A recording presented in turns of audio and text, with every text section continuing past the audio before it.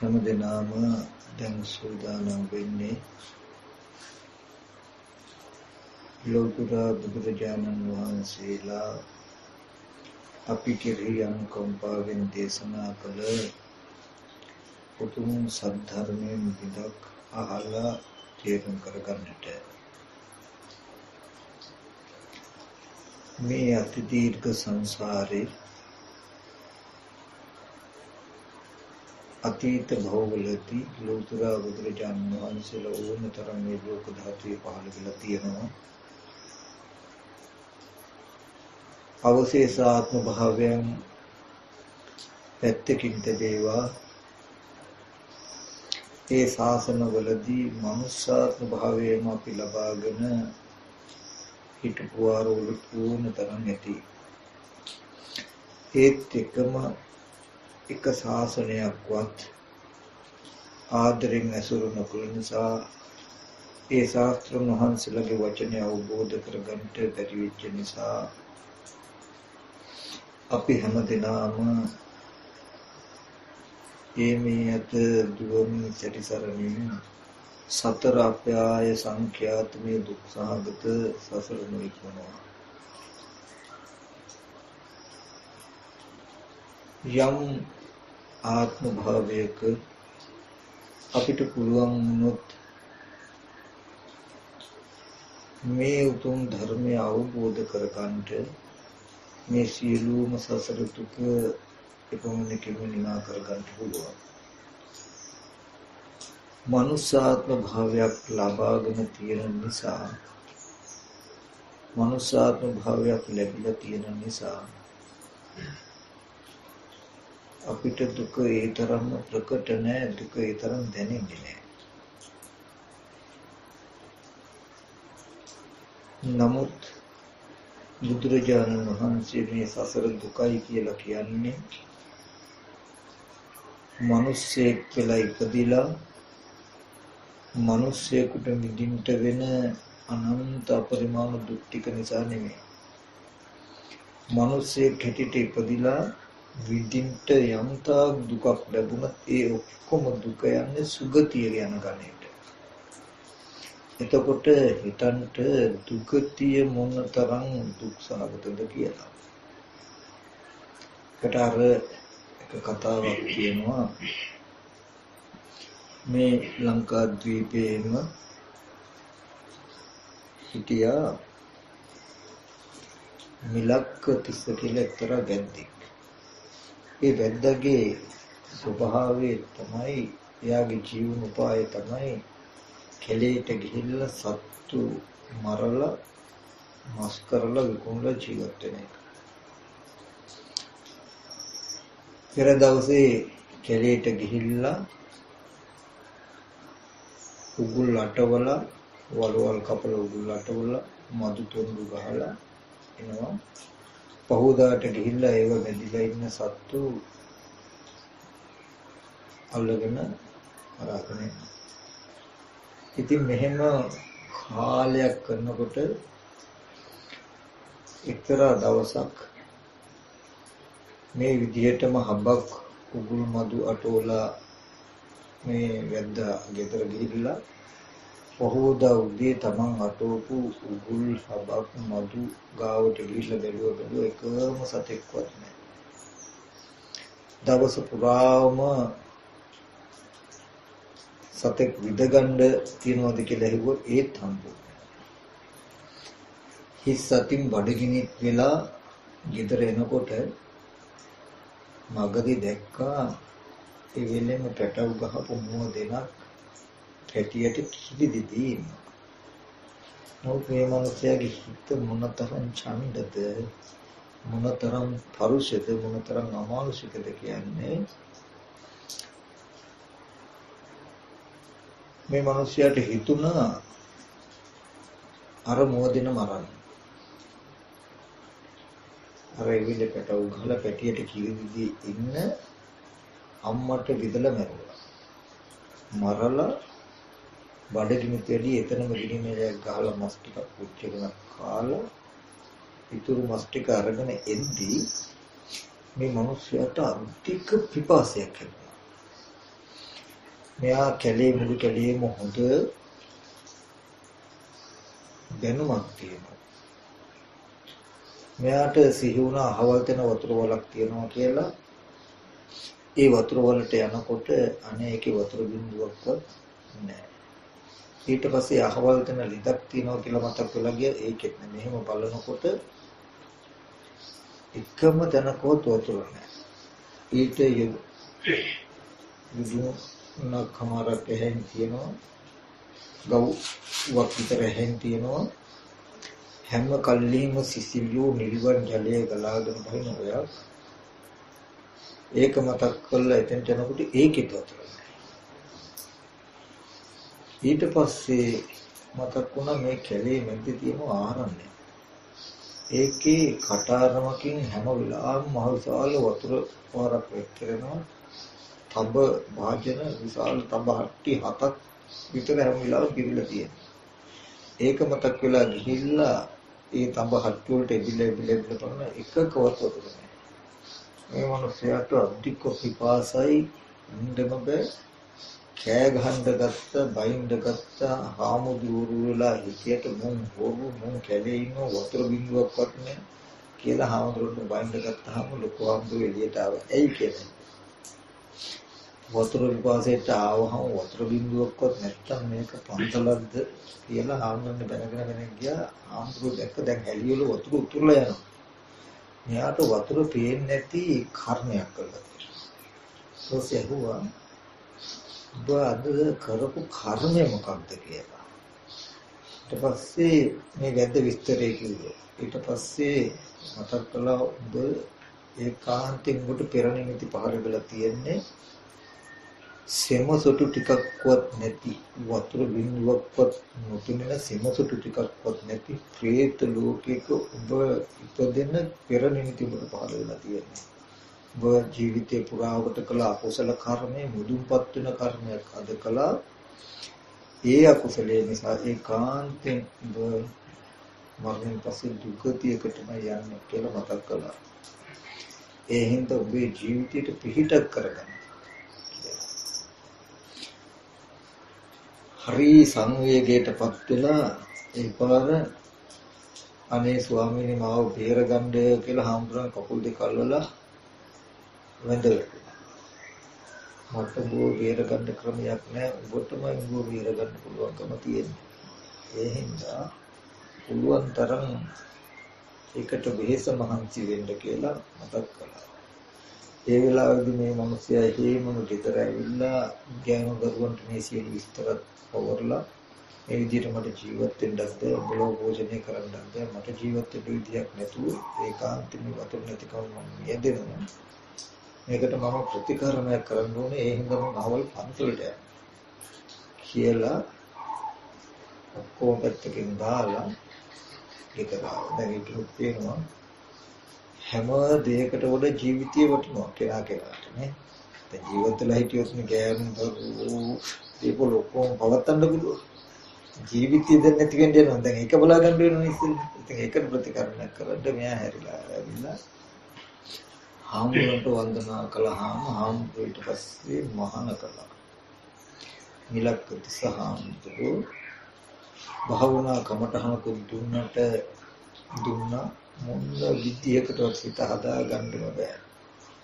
චිත්තජ රූප හැටියට එක එක දේවල් නැවි පෙනෙන සත්තු මරපු හැටි, මරන්න උපාය බල දුදුපු හැටි, සත්තු කෑ ගහපු හැටි, එතකොට සත්තු වේදනාවෙන් පෙරලිච්ච හැටි, මේවා එකින් එක සිහි වෙනකොට මෙයාට මොන විදියකටවත් ඉන්නේ.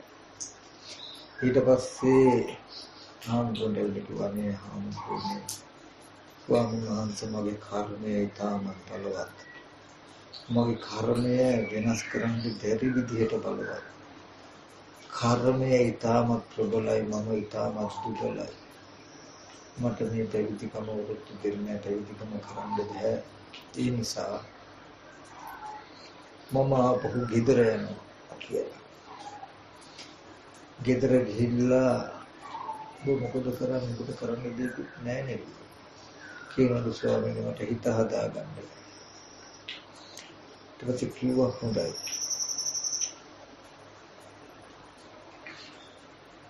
ඔයා ගෙදර යන්න ඉස්සෙල්ලා එක දෙයක් කරන්න. අමු ගස් කොළන් ලොකු ගස් ටිකක් කපලා ඒ දර ටික අමු කොළ ඉති දඬු ඔක්කොම එක ගොඩකට ගොඩ ගහන්න කිව්ව මහ විශාල දර ගොඩක්. දර කියන්නේ ගස් ගොඩක් කපලා ගොඩ ගන්න. දැන් ඔන්න වැඩක් දුන්නාම දැන් අර එක එක විතර්ක අතහැරලා ඒ වැඩේට මනස ටිකක් අනුගතයිනේ. දැන් මෙයා ඔක්කොම පැත්තකින් තබලා මහ විශාල ගස් කපලා පොරවක් අරගෙන ගොඩ ඊට පස්සේ මේ වැද්දට පේන්න අදිස්ථාන කළා මේ හාමුදුරුවෝ සණ්ඩවිඤ්ඤ මහරහතන් වහන්සේ නම. එතකොට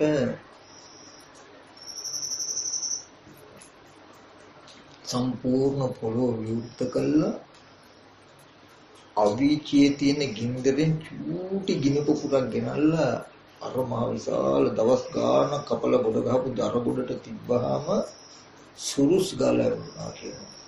හරියට මකුළු දැලක් ගින්නකට ඇවුරුවාම අලුවත් දැලිවත් පෙනෙන්නේ නැතුව යම්සේ පිච්චේද ඒ වගේ පිච්චුණා.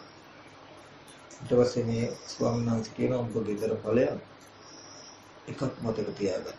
ඔබ බැරිලා ඉපදෙන්න ඉන්න අතර මෙන්න මේ අවීචි මහ නරකයේ කියලා. දැන් අර මේ මිනිස්යාට ඊටත් වඩා සංවේගයක්. ඊට පස්සේ අදිෂ්ඨානය කරගත්ත මොන විදිහකට අපි හිත හදා ගන්නවා කියලා. යන ගමන නතර කළා හිත මොන විදිහටවත් දෙන්නෙම නැහැ එක එක විතර්ක ඒත් මෙයත් නතර වෙන්නෙම නැහැ වෙන කිසිම දෙයක් කරන්නේ නැහැ හාමුදුරුවෝ කියලා දෙන විදිහට මොන තරම් අරමුණු දැඩි වුණත් ඒව එක්කම හිතනවා ආයෙ රැවටෙනවා මේවම ඊට පස්සේ හරියන්නේ ඊට පස්සේ තීරණය කළා මම නිදාගන්නේ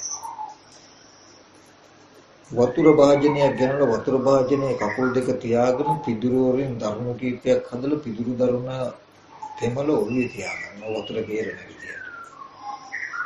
එතකොට නිින්දයක් නැති හින්දා වතුර භාජනයක කකුල දාගෙන පිදුරු දරුණ තෙමල ඔළුවේ තියාගෙන නිින්ද නොවන විදියට භාවනා කරනවා. ඔහොම කළා ටිකෙන් ටික හිත හදාගත්තා. මේ මිලක්ක හාමුදුරුවෝ පහු කාලෙදී එයාගේ අර කර්ම විපාකයක් ගෙවුවා. වතුර බොන්න පුළුවන්කම ලැබුණා. මරණාසන්න මොහොතේදී අනිත් භික්ෂුන් වහන්සේලා ඇවිල්ලා අහනවා ඔබ ජීවිතේ මෙච්චර අකුසල ධර්ම කළා පැවිදි වුණා බොහෝ මහන්සි වුණා අපි දන්න පමණකින් එසේ මෙසේ වීර්යයක් නම් මේ කළේ. ජීවිතයක් තිබුණේ ඔබ වහන්සේට වීර්යයක් විතරයි අපි දැක්කේ. ඒ තරම් වීර්යය කළ මේ ශාසනයෙන් යම් ප්‍රයෝජනයක් ලැබුවද කියලා. එවත්නි යම් සංයෝජනයකින් බැඳුණු කෙනෙක් මේ කාම ලෝකෙට එයිනම් ඒ සංයෝජනය මට නැහැ. මේ කාම භවයේ උපදින්න තියෙන හේතු ටික මම සම්පූර්ණ ගෙවා ගත්තා කියලා මතක් කළා. ඒ කියන්නේ ඉලක්කයේ සාම්ප්‍රව අනාගාම ඵලයටපත් වුණා. පත් වෙලා සසරෙන් මිදුණා. මම මේ කතාව මතක් කළේ. උතේ වුවත් මාත් අපි හැමදෙනාම මේ විදිහ සසරේ ස්වභාවය එහෙමයි. මිලක් හාමුදුරුවෝ වැද්ද කාලේ කරපු දේම අඩුවක් නැතුව අනන්ත සංසාරේ අපි කළා. අනන්ත සංසාරේ අපි කරමින් ඉන්නවා. ඒ නිසායි ඒ වැද්දට වගේම අපේ සිතටත් හදාගන්න බැරුව නොයෙක් චිත්තජ රූප චිත්‍ර රාමු විදියට මනසේ පෙලින් පෙළට එමින් හැපි පවතිනවා. අරතරන් අකුසලයක් කරපු ඒ මිලක් හාමුදුරුවෝ වීර්ය කළ වීර්ය බලයෙන් ඒ සියලු සසර දුකට හේතුව නැති කරගත්තා නම් අපි හැම දිනාටමත් මේ ධර්මයේ තේරුම් අරගෙන වීර්ය කළොත් මේ දුක්සහගත සසරෙන් එතර වෙන්න බැරි නෑ කියන එක මුලින්ම මතක් කරනවා. පුතේ ඔගොල්ලෝ දන්නවා බුදුහාමුදුරුවන්ගේ කාලේ සිටුවරු රජකම් සිටුකම් අතෑරලා මහා දානපතියෝ ඒ ධනෙ අතහැරලා ආව මේ තුන් සත්‍යයේ මහා කප්පින මහරහතන් වහන්සේගේ ගේ කාලයේ නෙවුවම අපි පුදුමයි. යුතුම් ගණනක් විශාල මහා රාජ්‍යයක රජ කෙනෙක් මග උයනට යමින් ඉද්දී බුදුහාමුදුරුවෝ ලෝකේ පහළ වුණා, ධර්මයේ පහළ වුණා, සංඝරත්නයේ පහළ වුණා කියන වචනේ විතරයි ඇහුනේ. ආපහු මාලිගාව ගැන දෙවරක් හැරෙන්නේ නැතුව එහෙමම ඇවිල්ලා බුදුරජාණන් වහන්සේ ගාව පැවිදි වුණා. ඒ මොකද නිසා මේ ලෝකේ හැම දෙයකටම වඩා නොමැරීම අජරාමරකම උතුම් නිසා මේ ලෝකේ තියෙන වස්තු නිලතල වලින් වඩා ප්‍රබල වටිනා නිලතලයක් රජකම. අපි කියමු යම් කිසි රජ කෙනෙකුට ධර්ම රෝගයක් හැදෙනවා.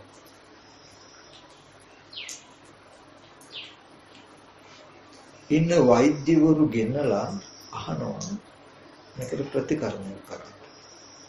හැම වෛද්‍යවරයෙක්ම කියනවා රජතුමනි ඔබතුමාගේ රෝගී සුව කළ නොහැකි. ඒකාන්ත මේ රෝගයෙන් ඔබ වහන්සේ කලුරිය කරනවා. ඔය අතර එක්තරා තව්වේද මහත්තයෙක් ඇවිල්ලා කියනවා රජතුමනි ඔබතුමාගේ මේ රෝගී සුව කළ නොහැකි. ඔබතුමා මේ රෝගයෙන් කලුරිය කරනවා. හැබැයි එක දෙයක් ඉතුරු වෙලා තියෙනවා. මේ ඔක්කොම අතහැරලා අහවල් කැලේට ගිහිල්ලා අහවල් කොළ කකා ජීවත් වුණොත් මේ රෝගයට පොරොත්තු දෙනවා. ජීවත් වෙන්න පුළුවන් කිව්වොත් මේ රජුරු තමන්ගේ අඹුදරු දීපල වස්තුව නෑදෑ හිත මිත්‍ර රජකම් ඔක්කොම අතහැරලා කැලේට යන්නේ නැති වෙයිද? ගිහිල්ලා කොළ කකා ඉන්නේ නැති වෙයිද? නේද? ඇයි? නොමැරීම ඒතරම් වටින නිසා. හොඳට මතක තබා ගන්න. ඒ නොමැරෙන්න මරණය කල් දාගන්න එක. මරණය කල් දාගන්න එක රජකමටත් වඩා වටිනවා. නොමැරෙන්න බෑ. මරණය කල් දාගන්න එක රජකමටත් වඩා වටිනා. නොමැරී ඉන්න ධර්මයක් හමුවේ අතහරින්න බැරි දෙයක් ලෝකේ තියෙනවද කියලා ප්‍රශ්නයක්. එතකොට එදා මහා කප්පින මහා රහතන් වහන්සේ උපතිස්ස කෝලිත ඔය ඔක්කොමලා ඒ බව දැනගෙන හිටියා. මේ ශාසනයේ හතරවෙනි පස්වෙනි රහතන් වහන්සේ හිටියට අසු මහා ශ්‍රාවකයන් නන්දරන්නේ අනුරුද්ධ මහ රහතන් වහන්සේ. අනුරුද්ධ මහරහතන් වහන්සේගේ ගිහි කාලයේ නැtei කියන වචනයක් අහලා නැහැ. නැtei කියන වචනයක් අහලා නැහැ. ඒ කියන්නේ ඉච්ඡරට පින්වන්තයි. සසරදී පින් කළා නිවන් දක්න තාක් මට නැtei කියන වචනේ අහන්න නොලැබේවා කියලා ප්‍රාර්ථනා කරලා තියෙනවා. පොඩි කාලේ දවසක් ළමයි සෙල්ලම් කරනකොට ඔය පොඩි සූදු සෙල්ලම් කරනවා. හැබැයි සෙල්ලම් කරන්නේ කැවුම් වලට. ඔක්කොම රාජ්‍ය පවුල් වල සිටු පවුල් වල ළමයි. මේ දැන් රජ කුමාරයෙක් රජ පවුලේ මහා නාම ශාක්‍යයේ මල්ලි. කැවුම් වලට සෙල්ලම් කර ඉන්නකොට අනුරුද්ධ කුමාරයා කියුම් ටික ඔක්කොම පරාද වෙනවා.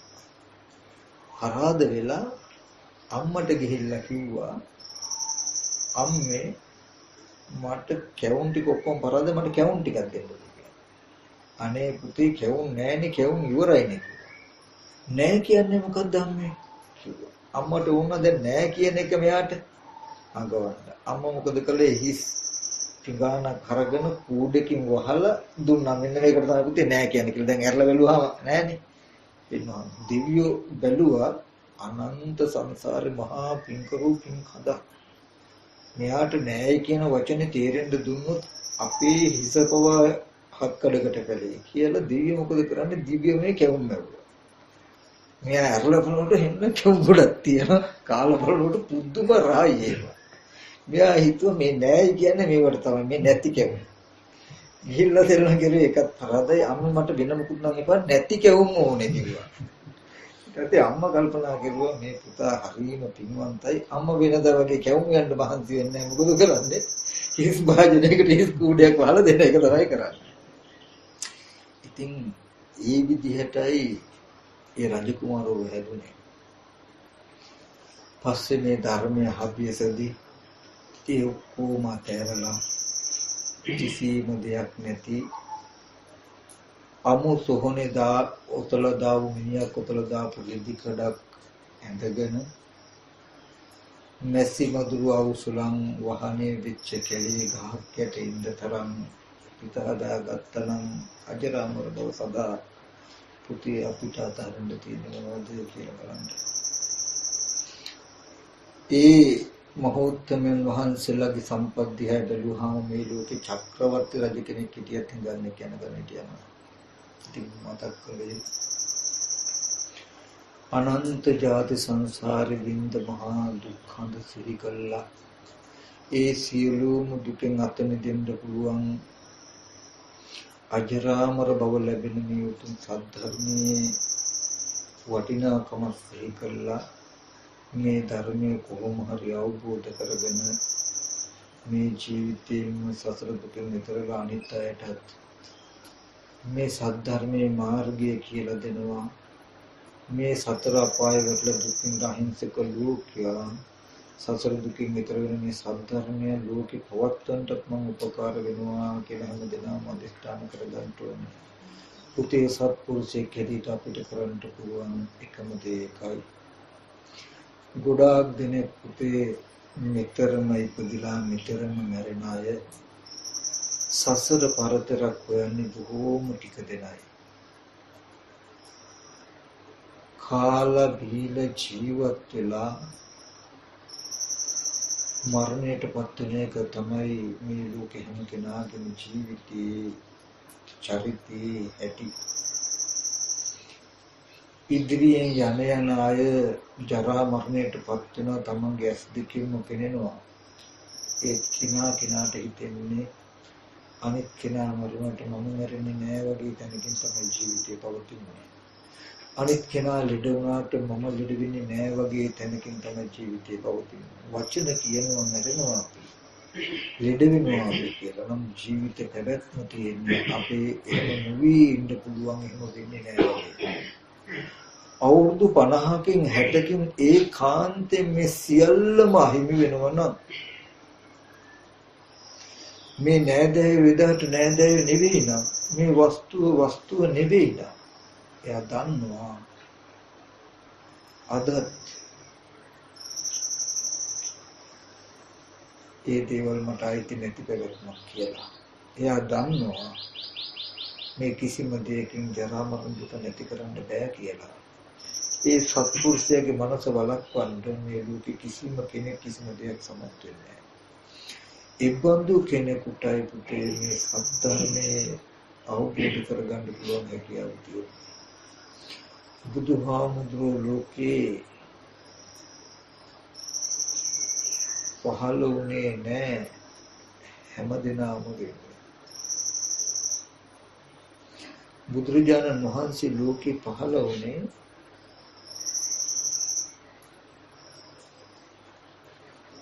බුදුරජාණන් වහන්සේ නමක් ලෝකේ පහළ වෙලා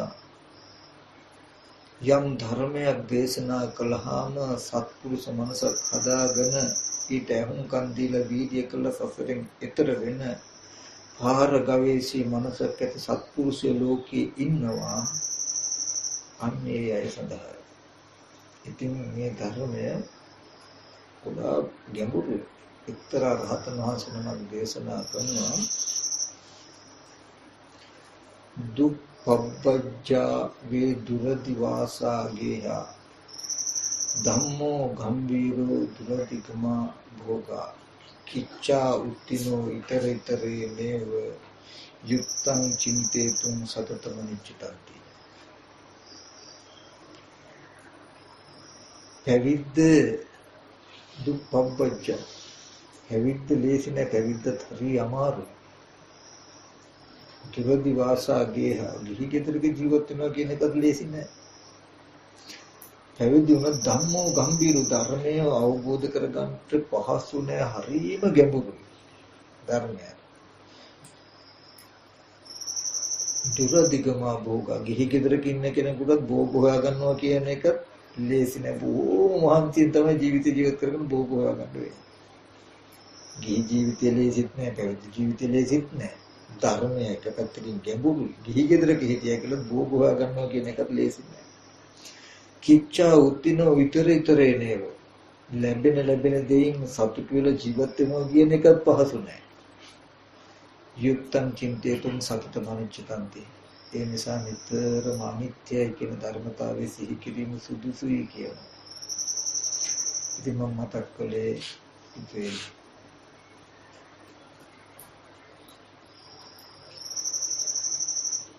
මරන්න මස් කඩේට යන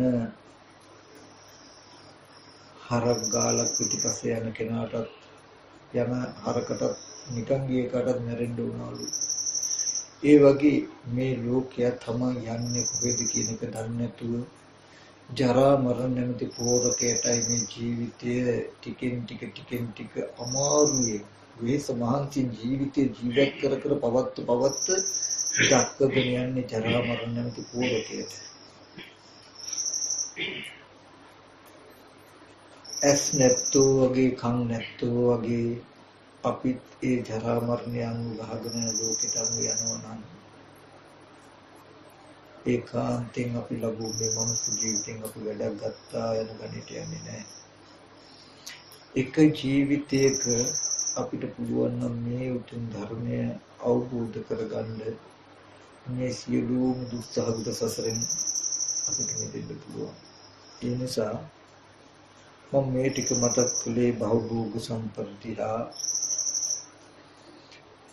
ඒවා අතහරින්න දෙවරක් හිතන්න එපා කියන එකත්, ඒකට නිදර්ශනක් හැටියට අතීතයේ මහෞත්මයන්ගේ ජීවිත කතා තුලින් වචනයෙන් නෙමෙයි ක්‍රියාව තුලින් අපිට පාඩම් කියලා දීලා තියෙනවා. ඒ වගේම ජීවිතයේ භවභෝග අතහරින්න දෙවරක් හිතන්නේ නැහැ වගේම මොනතරම් කටුක වුණත් අපහසු වුණත් අරමුණට පහසු නැති වුණත් ටිකෙන් ටික හරි මේ ධර්මයේ තේරුම් කරගන්න විහිසෙන්න ඕනේ, මහන්සි වෙන්න ඕනේ. මේ මුළු ජීවිත කාලෙම වේදම් කළා හරි අන්තිම මොහොතේදී මරණාසන්න මොහොතේදී හරි නිවන් දකින්න පුළුවන්, නිවන් මාවතට හරියන්න පුළුවන්කම ලැබුණොත් ඒ වහා නිවන් දැක්ක, ශීඝ්‍රයෙන් නිවන් දැක්ක වගේ වෙනවා. මේ සසරේ චේත දිගයි. බුදුහාමුදුරුවෝ කියන්නේ මේ දීර්ඝ සංසාරේ තමන්ට ඇඟලේ කිරිකල්ල පිළි ආදමීය මවමල දුකට, පියාමල දුකට, සහෝදරය සහෝදරි ඥාති තේසුන් මරණ දුකට අඬපු කඳුළු එකතු කළොත් සතර මහා සාගරේ ජලයට වැඩි කියලා. ඉතින් අපි හැම කෙනෙක්ම එච්චර සසර දුක් විඳායි. අද අම්මා තාත්තා මරනකොට අපිට දුකක් ඇති වෙනවා නම්, මේ ඇහෙන් කඳුලක් ගලාගෙන යනවා නම් ඒ සතර මහා සාගරයක ජල බිඳුවක් විතරයි. අපිට පුළුවන් නම් ඒ මව් පියා මරුණු දුක එන්නේ කොහොමද කියලා අවබෝධ කරගෙන ඒ අවබෝධය තුලින් දුක් නොවන මනසක් හදාගන්න, ඒ අම්මට මට අම්මා වෙච්ච අම්මටත් මට තාත්තා වෙච්ච තාත්තට සහෝදරය සහෝදරි ඥාතින් වෙච්ච ඒ අයට පුළුවන් වුණොත් ඒ බණපදේ මට උගන්වන්න, ඒ අහිංසක ජීවිතයට මට පුළුවන් වුණොත් රැකවරණයක් වෙන්න. මේක තමයි සත්පුරුෂයෙක් හැටියට කරන්න පුළුවන් එකම සත්පුරුෂකම. අවුරුදු 100ක් ජීවත් වෙන මිනිස්සෙකුට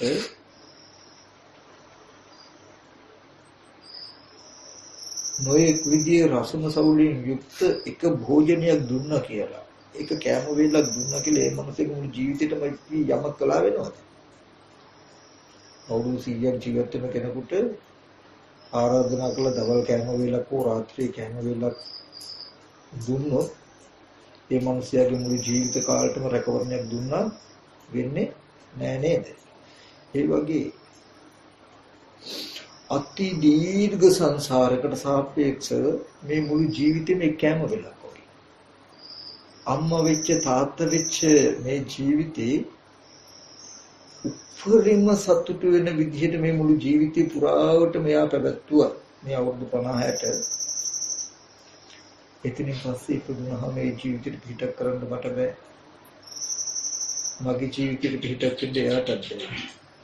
නමුත් මට පුළුවන් නම් සදාතනික විමුක්තිය තුන ධර්මය කියලා දෙන්න. එයා අවුරුදු 100ක් ජීවත් වෙන මනුස්සයන්ට අවුරුදු 100ක්ම ජීවත් වෙන ජීවිතයකට රැකවරණයක් ලබා දෙන්න පිටක් වෙනවා.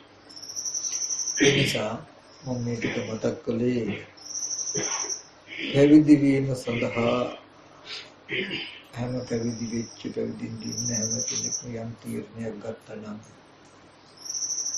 ලාභයන් අතර උතුම්ම ලාභයක් කොට දරණසේක්වා මේක අලාභයක් නම් නෙමෙයි කියලා හිතත්වා ලෝකයේ දිහා බලනකොට ආස්වාදයකින් අපිට පෙනෙනවා මනුෂ්‍ය සතුටු වෙනවා විනෝද වෙනවා සින්දු කියනවා නටනවා හරි සතුටින් ඉන්නවා වගේ විදාගම මෛත්‍රී හාමුදුරුවෝ එකයි මතක් කරන්නේ ලිපගිනි මොළවන තෙක් දිය සැලියේ සැපයක් යයි කපුරුව දිය කෙලියේ ලිපේ ගින්දර අවුලනකම් වතුර හැලිය හරි සතුටින් තමයි කපුරුව දඟලන්නේ නටන්නේ ක්‍රීඩා කරන්නේ නමුත් ගින්දර අවුලන දවසට වතුර රත් වෙනකොට තමයි දුක දැනෙන්නේ ඔය නටන hina වෙන කෑ ගහන පාටි දාන ලෝකෙට පුතේ මවමල දුක ජීවිතේට උරුම වෙන දවසක් එනවා පියම්මල දුක ටිකෙන් ටික එයාට ලං වෙමින් පවතින්නේ සහෝදරය සහෝදරි ඥාති ඉතිසි මල දුක ඇවිල්ලා නැහැ තාම ටිකෙන් ටික එමින් පවතින්නේ තමන්ගේ ජීවිතේ ජරා ජීර්ණ බවට පත් වෙනකම් තමන් මොහොතේ මොහොත මරණයට ලං වෙනකම් ටිකෙන් ටික ලං වෙමින් පවතින්නේ ඒකත් සතුට වෙනවා දුකට පත් වෙච්ච දුක විතරක් නෙවෙයි සෙම්ම සුටු ටිකක්වත් නැතුව කල්ප ගණනක් පැහැෙන പ്രേත ලෝකෙ ටිකෙන් ටික ළඟට එමින් තියෙන්නේ යොදුන් ගණන් පිටිර පවතින අවීච මහා නිරේ ගින්දර ටිකෙන් ටික ළඟට පැමිණෙමින් පවතින්නේ ඒකට තාමපත් වෙන මාර්ගයේ යමින් ඉන්න නිසා පත් නොවුනකම නිසා මේ ආස්වාදය අපිට පුළුවන් නම් කල්ලාතු ඒක තේරුම් ගන්න. යට බේරෙන්න පුළුවන්. ගොඩාක් දෙනෙකුට බේරෙන්න පුළුවන් වෙලාවේදී සිහිනුවන එන්නේ. Tamanට බේරෙන්න බැරි තැනට ගියාමයි සිහිනුවන එන්නේ. එනකොට අවස්ථාවක් හැදෙනවා.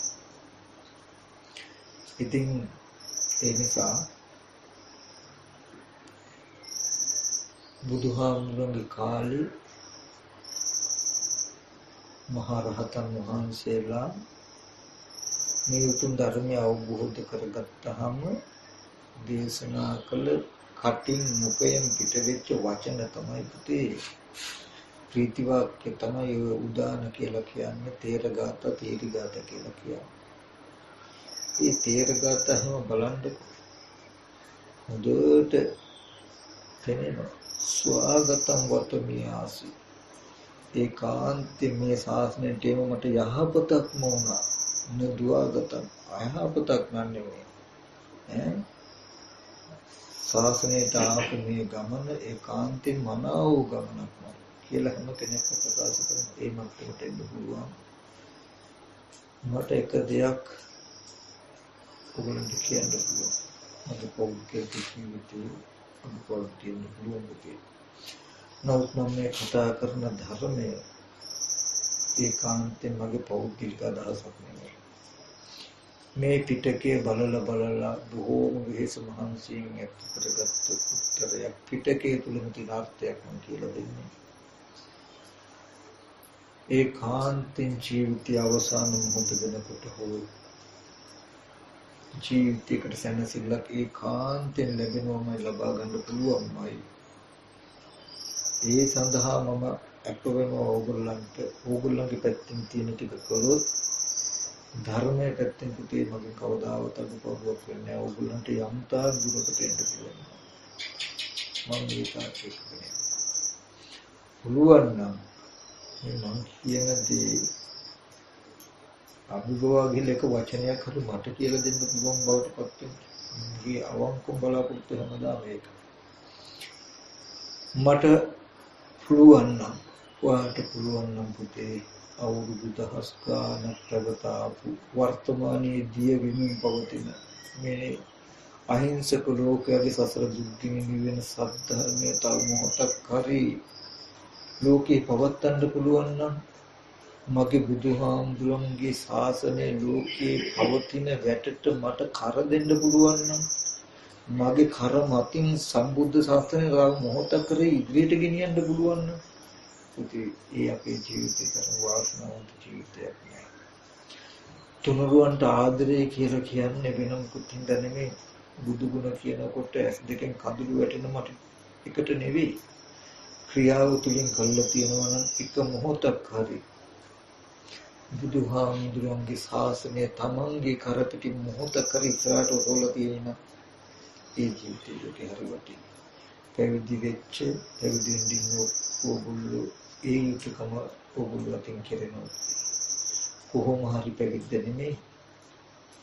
ජරා මරණ යන ගහගෙන යන ලෝකේ ජරා මරණ යන පැවැත්මක් වෙච්ච ලෝකේ අජරාමර බව හිතේ දරාගෙන මේ පවතින ජීවිතේ මහලුවටම ඒකඳු කෙනාටයි මේ ශාසනය කවදා හරි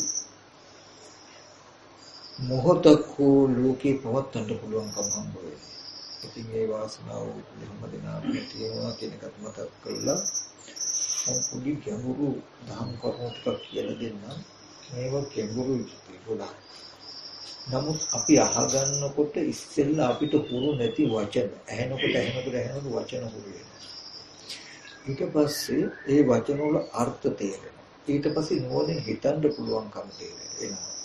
හිතනකොට Tamanට මේ කාරණාව නේද මේ කියන්නේ කියලා ජීවිතයෙන් තේරෙනවා.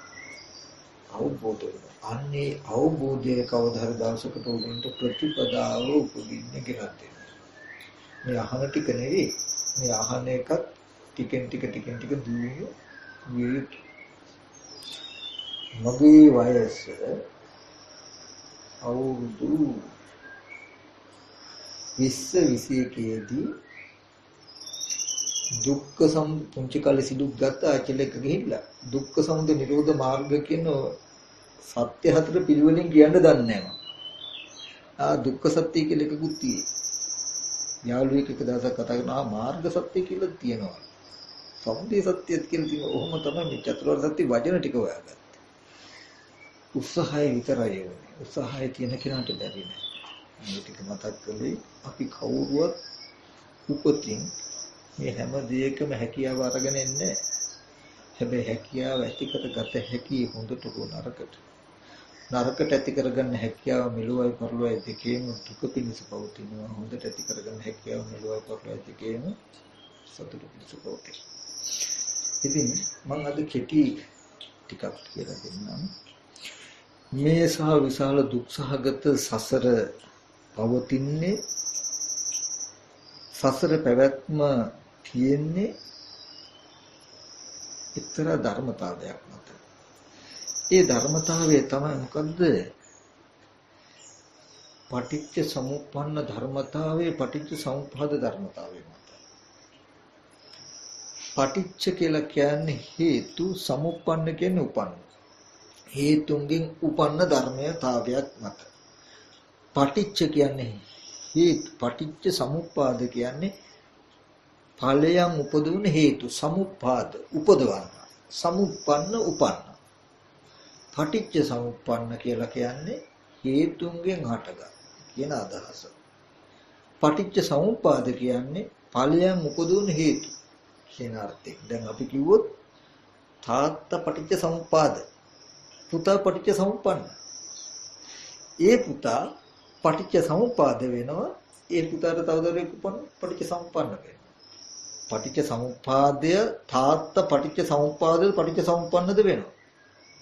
අපි කියමු මේ තාත්තා නිසා පුතෙක් හටගත්තොත් ඒ පුතා නිසා තව පුතෙක් හටගත්තොත් අර මැද අපි පුතා කියපු කෙනා මේ තාත්තට සාපේක්ෂව පටිච්ච සමුප්පන්නයි.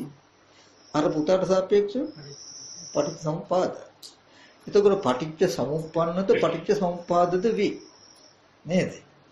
එතකොට මෙන්න මේ පැවැත්මක් සසර තියෙනවා. පොල් ගෙඩියක් ගත්තොත් පොල් ගෙඩියට අපි කිව්වොත් පටිච්ච සමුප්පාද කියන්නේ පටිච්ච සමුප්පන්න කියලා හරිද? පොල් ගෙඩියට අපි කියනවා ගහකට සාපේක්ෂව පොල් මේකේ හේතුඵල ධර්ම පැවැත්මක් තියෙනවා නේ. ගහක් ඇති කරවන්න හේතු වෙන බීජ පැත්තට පොල් ගෙඩිය පැලව කරන්න හිටෙවුවාම කියනවා පටිච්ච සමුප්පාද. ඔන්න හේතු. ඒ නිසා පොල් ගහක් හටගත්තොත් ගහේ ගෙඩිය හටගත්තොත් ඒකට කියනවා මොකද්ද? පොල් ගහට කියනවා පටිච්ච සමුප්පන්න කියලා. ඔන්න පොල් ගෙඩියට සාපේක්ෂව ගහට හම්බුණා නමක් මොකද්ද? පටිච්ච සමුප්පන්න. මේ ගහෙන් පොල් ගෙඩියක් හැදුනොත් ආපහු ගහට දැන්නම් කරනවා මොකද්ද? පටිච්ච සමුප්පාද. මේ පොල් ගහ පටිච්ච සමුප්පාදද පටිච්ච සමුප්පන්නද වෙනවා නේද? හේතුවක්ද වෙනවා ඵලයක්ද වෙනවා. පොල් ගෙඩියට සාපේක්ෂව මේ ගහ ඵලයක්, තව ගෙඩියකට සාපේක්ෂව මේ ගහ හේතුවක්. පටිච්ච සමුප්පාදද වෙනවා පටිච්ච සමුප්පන්නද වෙනවා කියලා කියන්නේ මේ ගහ ඵලයක්ද වෙනවා හේතුවක්ද වෙනවා කියන එකයි කිව්වේ. තේරුණා නේද? ඒ වගේ අපේ ජීවිතයත් එහෙමයි පුතේ. පෙර ජීවිතයේ කර්ම අවිද්‍යාවෙන් හටගත්තු කුසල අකුසල කර්ම දකින්න ගහක් හදන්න හේතුච්ච පොල් ගෙඩියක් පොඩි කියලා. පටිච්ච සමුප්පාදයක් හේතුවක්. ඒ කර්මය නිසා හටගත්ත ඒ කර්මය නිසා හටගත්ත ගහ වගේ දකින්න මේ අපේ ඇහැ කන දිව නාසය ශරීරය කියන ආයතන ටික තියෙන මේ ජීවිතයේ මේ රූප කියන රළු හැටියට ගන්න. එතකොට ඇහැට රූප පෙනෙන, කනට ශබ්ද ඇහෙන, මේ වර්ණය හිතින් කීම් කිරින් නොකර පෙනෙන මාත්‍රය, ඇහෙන මාත්‍රය, ගඳ සුවඳ දැනෙන මාත්‍රය මේ ටික පොල් ගෙඩියෙන් හැදුණු පොල් ගහ වගේ කියලා හිතන්නකෝ. ඇහැ කන දිව නාසය ශරීරයේ තියෙන අපේ මේ ජීවිතය දැන් මොකද්ද මේ පටිච්ච සමුප්පන්නය. පටිච්ච සමුප්පාදය මොකද්ද? පෙර අවිද්‍යා සංකාර. මේ රළු මට්ටමින් කියන්නේ තේරෙන්නේ. ඊට පස්සේ ඇහැට පෙනෙන, කනට ඇහෙන දේවල් අරබය වර්තමානයේ පෙනෙන ඇහෙන දේ අරබය හිතනවා නම්, කියනවා නම්, කරනවා නම්, පෙනෙන දේවල් අරබය හිතන, කියන, කරන කමට කියනවා මේ හිතන්න, කියන්න, කරන්න මුල් වෙන්නේ මොකද්ද? පෙනෙන රූප, ඇහෙන ශබ්දනේ. ඒ කියන්නේ දැන් ඵලයේ හේතුවක් වෙලා නේද? දැන් අපි දැක්කා, හොඳට තේරුම් ගන්න, පොල් ගෙඩිය නිසා ගහක් හැදුනා වගේ. පොල් ගෙඩිය වගේ මම උපමා කළේ පෙර ජීවිතයේ නැත්නම් අපි පෙර අවිද්‍යා සංකාර කියන ටික. පොල් ගහ වගේ උපමා කළේ මොකේද? ඇහැ කන දිව නාසය ශරීරයේ තියෙන මේ අපේ ජීවිතයට ගහ වගේ. පොල් ගහේ නෑ නේද පුතේ? තව ගහක් හදන්න පුළුවන් හේතුව ගහේ නෑනේ. පෙර ජීවිතේ පොල් ගෙඩියකින් පොල් ගහක් හැදුනොත් මේ පොල් ගහෙන් පොල් ගස් හැදෙනවද? නෑ නේද? ඒක දිගින් දිගට ගෙනියෑමේ පරම්පරාව ගෙනියෑමේ හැකියාව පොල් ගහට තියෙනවා. කවදාවත්ම නෑ නේද? ඒ වගේ ඇහැ කන දිවනාසය ශරීරය ඊට අනුගත වෙච්ච සිත කියන මේ ටිකේ නැවත මේ වගේ ආයතන ටිකක් හදන්න නැවත උත්පත්තියට යන්න තියෙන හේතු නෑ. තේරුණා නේද? ගහ වගේ තමයි. ඒ ගහ පොල් ගෙඩිය නැමැති හේතුවක ඵලයක්. ඒ වගේ පොල් ගහ වැනි මේ ඇහැ කන දිවනාසය ශරීරය කුසල අවිද්‍යා කර්ම කියන කුසල අකුසල ධර්ම නැමැති හේතුවක ඵලයක්. ඔන්න මේ හේතුඵල ධර්ම විස්තර කළොත් පොල් ගෙඩියයි පොල් ගහයි විස්තර කළොත් අපේ ජීවිතේ ඇහැට මේ පෙනෙන රූප පෙනෙන තැන, කනට ශබ්ද ඇහෙන තැන, නාසයට ගඳ සුවඳ, දිවට රස, කයට ස්පර්ශ, හිතෙන් දන්න දේ සිහි කරගන්න කම කියන ටිකට අයිති. ඔය ටිකේ කර්ම නැහැ, කෙලෙස් නැහැ, සසරට ගෙනියන ගති මොකුත් නැහැ. අනාත්ම. ඊට පස්සේ ඒ ගහ හේතු වෙලා ඵලයක් හැටියට ගෙඩි හැදෙනවානේ.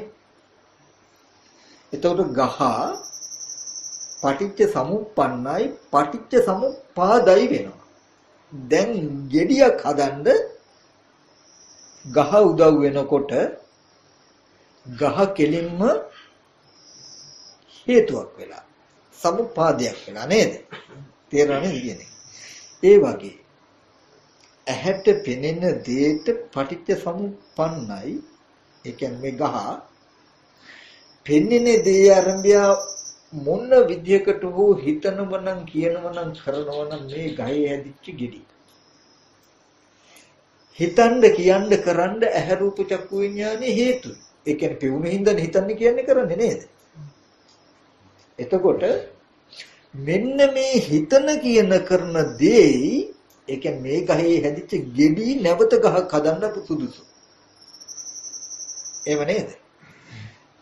සසරට අපිට යන්න පුළුවන්කම තියෙන්නේ මේ පෙනෙන ඇහැ රූප චක්කු විඥානය කියලා මේ පෙනෙන අපි චක්කු විඥානය කියන්නේ මොකද්ද? ඕව මොකුත් දන්නේ නැහැ. ඇහැ අපි දන්නේ නැහැ. පෙනෙන රූපේ හම්බ වෙන ටිකනේ දන්නේ. රූපය ගැන අපි කතා කරමු. රූපය උදව් කරගෙන දැන් හිතන කියන කරන ටිකක් හම්බ වෙනවා නම් ගහේ ගෙඩි හැදුනා වගේ. මෙන්න මේ ගෙඩි මුහු කුරලා ගියාම තව ගහක් හදන්න සුදුසුයි වගේ. ඒ ගහෙත් ආයේ ගෙඩි හැදෙනවා. ගෙඩි වලින් ආයෙත් ගහක් හදනවා. මේ පොල් කියන එක ලෝකේ පවතිනවා පරම්පරාව. යම් වෙලාවකදී පොල් ගෙඩියක් නිසා පොල් ගහක් හැදුනොත් හැදෙන ගහේ ගෙඩි හැදෙන්නේ නැති විදිහට බෙහෙතක් විද්දොත් බෙහෙතක් කළොත් ගෙඩි හැදෙන්නේ නැති විදිහට බෙහෙතක් කළොත් පොල් ගෙඩියකින් හැදුනේ පොල් ගෙඩිය හේතුව පොල් ගහ ඵලය. ඵලයට බෙහෙතක් කරනවා ගෙඩි ඵලදාව ඇති නොවෙන්න. ඒ බෙහෙත දෙන්න බැරිද? එහෙම වුණොත් මොකක් වෙයිද? මේ පොල් ගහ අවුරුදු 100ක් හරි 50ක් හරි තියෙනකන් තියෙයි. ඒකට දැන් මුකුත් කොහොමද පෙර හේතුවක නෑදුනේ? මේ අවුරුදු 100න් හරි 50න් හරි පස්සේ ඒ ගහේ ආවුස ඉවර වෙනකොටම ඒක ඉවරයි. නැවත පොල් ගහක් හදන්න තියෙන හේතු නැති නිසා නැවත පොල් ගස් අලුත් පොල් ගස් හැදෙන්නෙත් නැහැ. පුරාණ හේතුවට හටගත්ත පොල් ගෙඩියට හටගත්ත ගහක් නැති වෙනකොට මේ පොල් ගස් කියලා පැවැත්ම ඉවරයි. පොල් කියලා එකක් ලෝකේ නැති වෙයි. තේරෙනව නේද? ඒ වගේ පොල් ගහ වගේ තමයි ඇහැ කන දිව නාසය ශරීරය මේ ස්පර්ශ ආයතන 6. මේ ස්පර්ශ ආයතන 6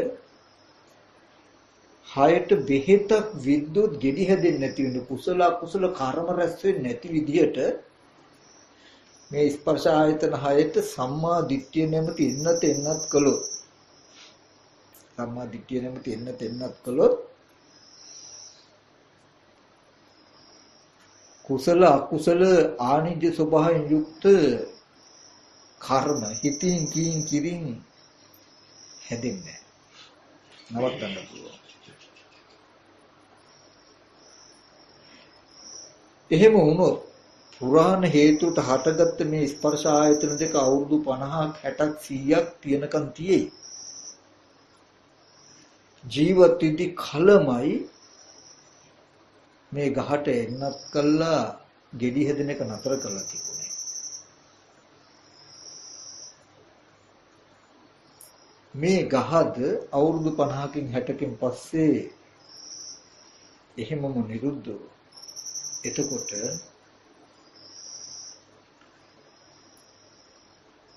මේ නාම රූප ධර්ම පරම්පරාව ලෝකේ නිරුද්ධය යන ගණයට යනවා. මේ සත්ව පුද්ගල විවහාරයේ නිරුද්ධය යන ගණයට යනවා. මේ ස්පර්ශ ආයතන 6 දුක නූපදින ස්වභාවයටපත් වෙනවා.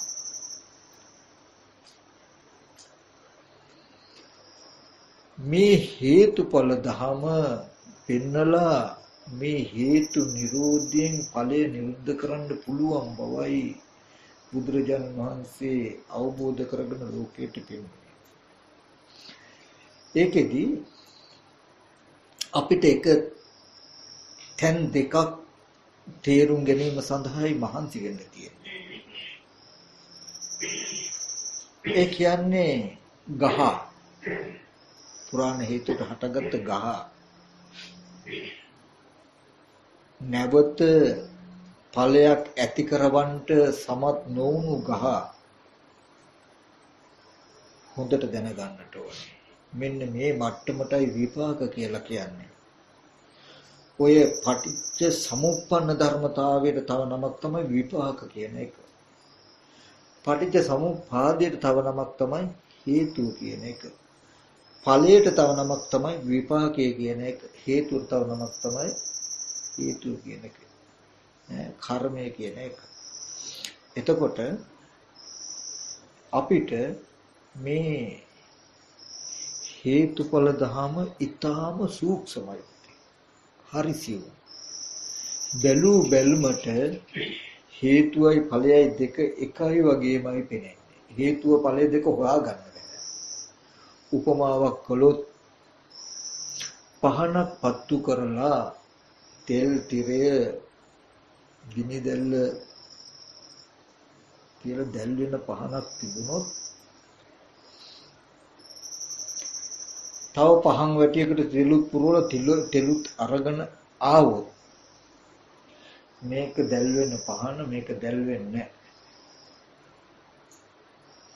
අපි මේ පහනට ලං කළොත් මේ පහන පත්තුයි.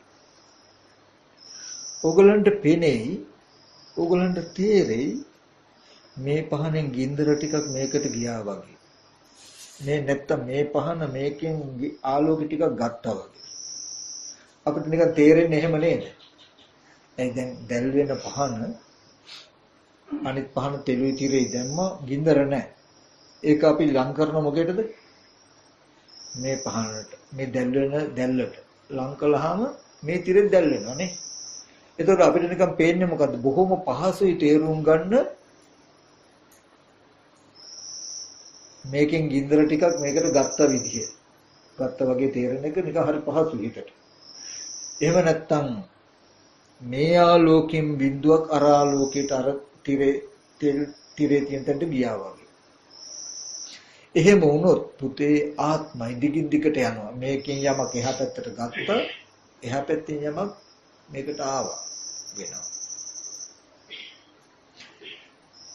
නමුත් මෙතනදී තේරුම් ගන්න ඕනේ දැන් තියෙන ප්‍රශ්නේ මේ පහනේ ආලෝකයයි දැල් වෙන මේ පහන දැල් වෙන එකයි මේ පහන දැල් වෙන එකයි සමානයි. පෙනුමට තියෙන්නේ මේ දැල්ලෙන් මේ දැල්ලට යමක් ආවා වගේ. මෙයා මේකේ යමක් ගත්තා වගේ. ඕක තමයි ලෝකේ පැවැත්ම. ලෝකේ කතා කරන්නේ ආපු එකක් සහ ගත්ත එකක් ගැන. එතකොට මෙන්න මේ තැන හේතුඵල ධමයක් තියෙනවා. මෙන්න මේකයි අපි තේරුම් ගන්න ඕනේ. මේක බොහොම සූක්ෂමයි. දැන් පහන දැල් වෙන තැන තෙලුයි තිරෙයි දැල්ලයි කියන ටික තියෙනවා. අනිත් පහනේ තෙලුයි තිරෙයි තියෙන්නේ. තෙලුයි තිරෙයි තියෙන්නේ. දැන් මේ පත්තු වෙනවා කියලා උනේ මොකක්ද? ඇත්තටම උනේ මේ පහන තියෙන ආලෝකේ දැල්ලෙන් දශමයක්වත් අර අනිත් පහනේ තිරේට ගියේ නැහැ. ගින්දර නැති තිරේ අර ආලෝකේ දැල්ලෙන් දශමයක්වත් ගන්නෙත් නැහැ. එහෙම නොගෙහින් එහෙම නොගෙනම හේතුඵල ධමයක් වෙනවා. අන්න ඒක තේරුම් ගත්තාම මේ සසර ඉපදීම තේරුම් ගන්න පහසුයි. මේ දැල් වෙන පහන් දැල්ලට තෙල් තිරේ දාපු මේ පහන ලං කළාම වෙන්නේ මෙතන තියෙන තේජෝ ධාතුව උෂ්ණය නිසා මේ තෙලුයි තිරේ තියෙන තැන තාපය වැඩි කරන එක කරන්නේ. තාපය වැඩි කරන එක, තාපාංකය වැඩි කරනවා. ඒ තාපාංකය නිසා තෙල් සහිත තිරේ දැවිලා මේ ආලෝකයක් එනවා මිසක මේ ආලෝකයෙන් කලේ මෙතෙන්ට මේ තිරේ දැවෙන්න අවශ්‍ය තේජස සපයන එක විතරයි. මේ ආලෝකේ හේතු වෙනවා මොකද්ද? මෙතන තේජෝ ධාතුව ඇති කරන්න. මේ තේජෝ ධාතුවට තිරේ දැවීම නිසා මේ දැල්ල හටගත්ත මිසක මේ දැල්ලයි අර දැල්ලයි අතර කිසිදු සම්බන්ධයක් නැහැ. තේරෙනව නේද? අපිට නිකමට තේරෙන්නේ මේ දැල්ලෙන් අර දැල්ලට ටිකක් ගියා අර දැල්ල මේ දැල්ලෙන් ගත්තා වගේනේ.